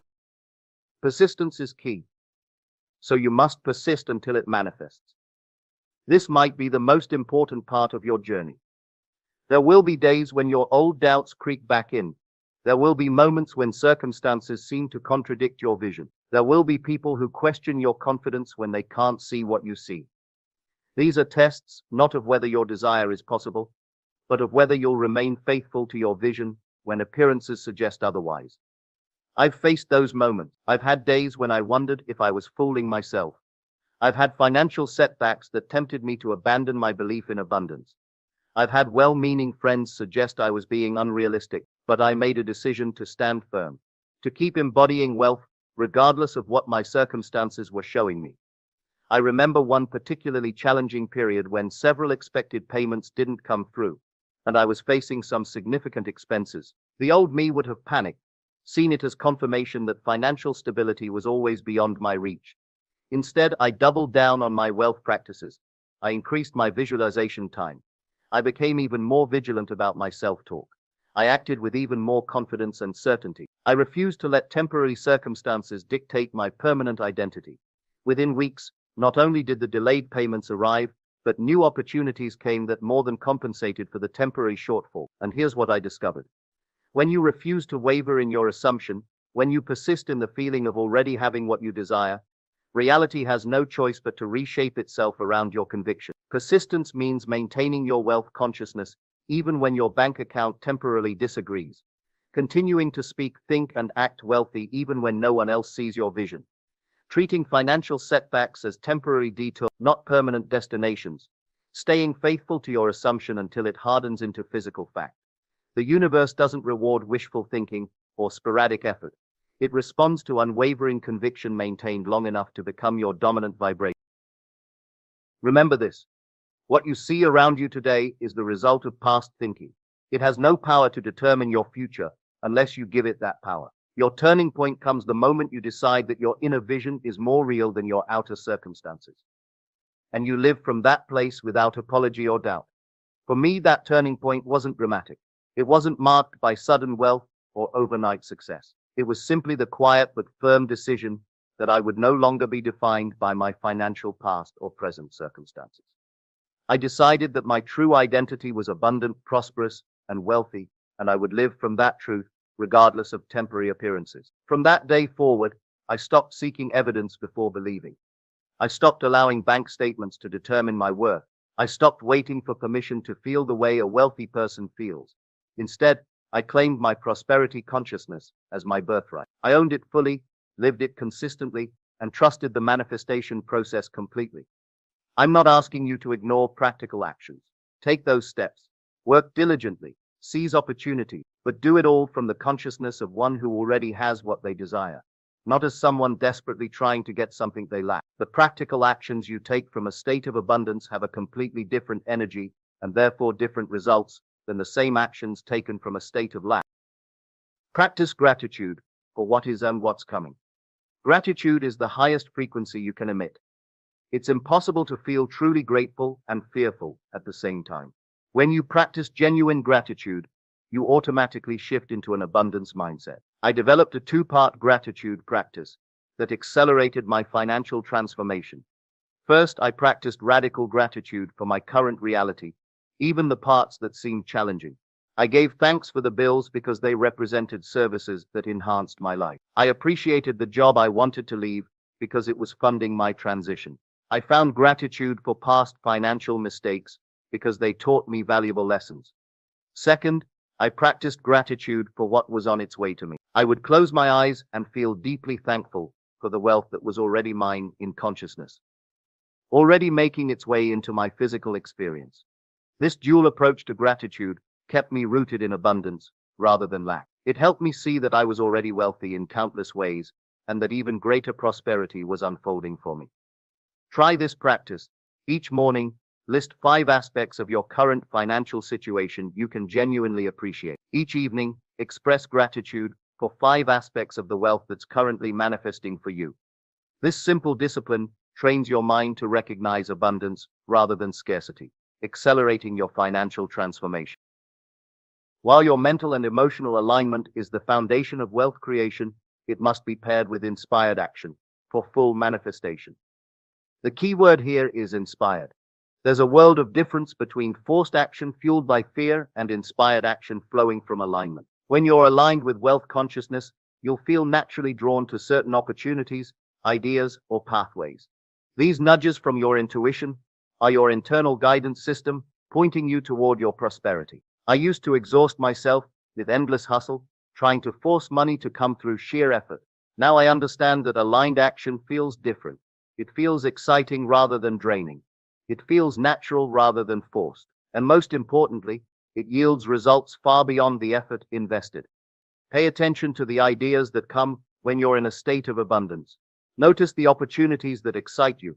Follow the breadcrumbs of inspiration, taking one aligned step at a time. Remember that inspired action isn't always big or dramatic. Sometimes it's as simple as making that phone call you've been putting off, organizing your finances, or investing in yourself in some meaningful way. What matters isn't the size of the action, but the consciousness behind it. Are you acting from fear and lack, or from confidence and abundance? The external action might look identical, but the energy behind it, and therefore the results it produces, will be worlds apart. Your wealth is waiting. Everything you seek, the financial freedom, the peace of mind, the ability to live generously and joyfully, it's already within you. It exists right now as a potential reality, waiting for you to step into it. Your imagination isn't fantasy, it's the preview of coming attractions. When you use it deliberately to feel the reality you desire, you align with that reality and draw it into your experience. I know this path isn't always easy. There will be moments when your logical mind argues with your vision. There will be days when your outer circumstances seem to contradict what you're creating internally. But I also know this. If you persist in your wealth consciousness, if you refuse to be defined by temporary conditions, your external reality must eventually conform to your inner state. This is the promise and the process that transformed my life, and it will transform yours too if you allow it. Sip as if you're already wealthy. Think as if abundance is already yours. Feel the emotions of financial freedom now, and watch as your outer world reshapes itself to match the wealth you've already claimed within. This isn't theory.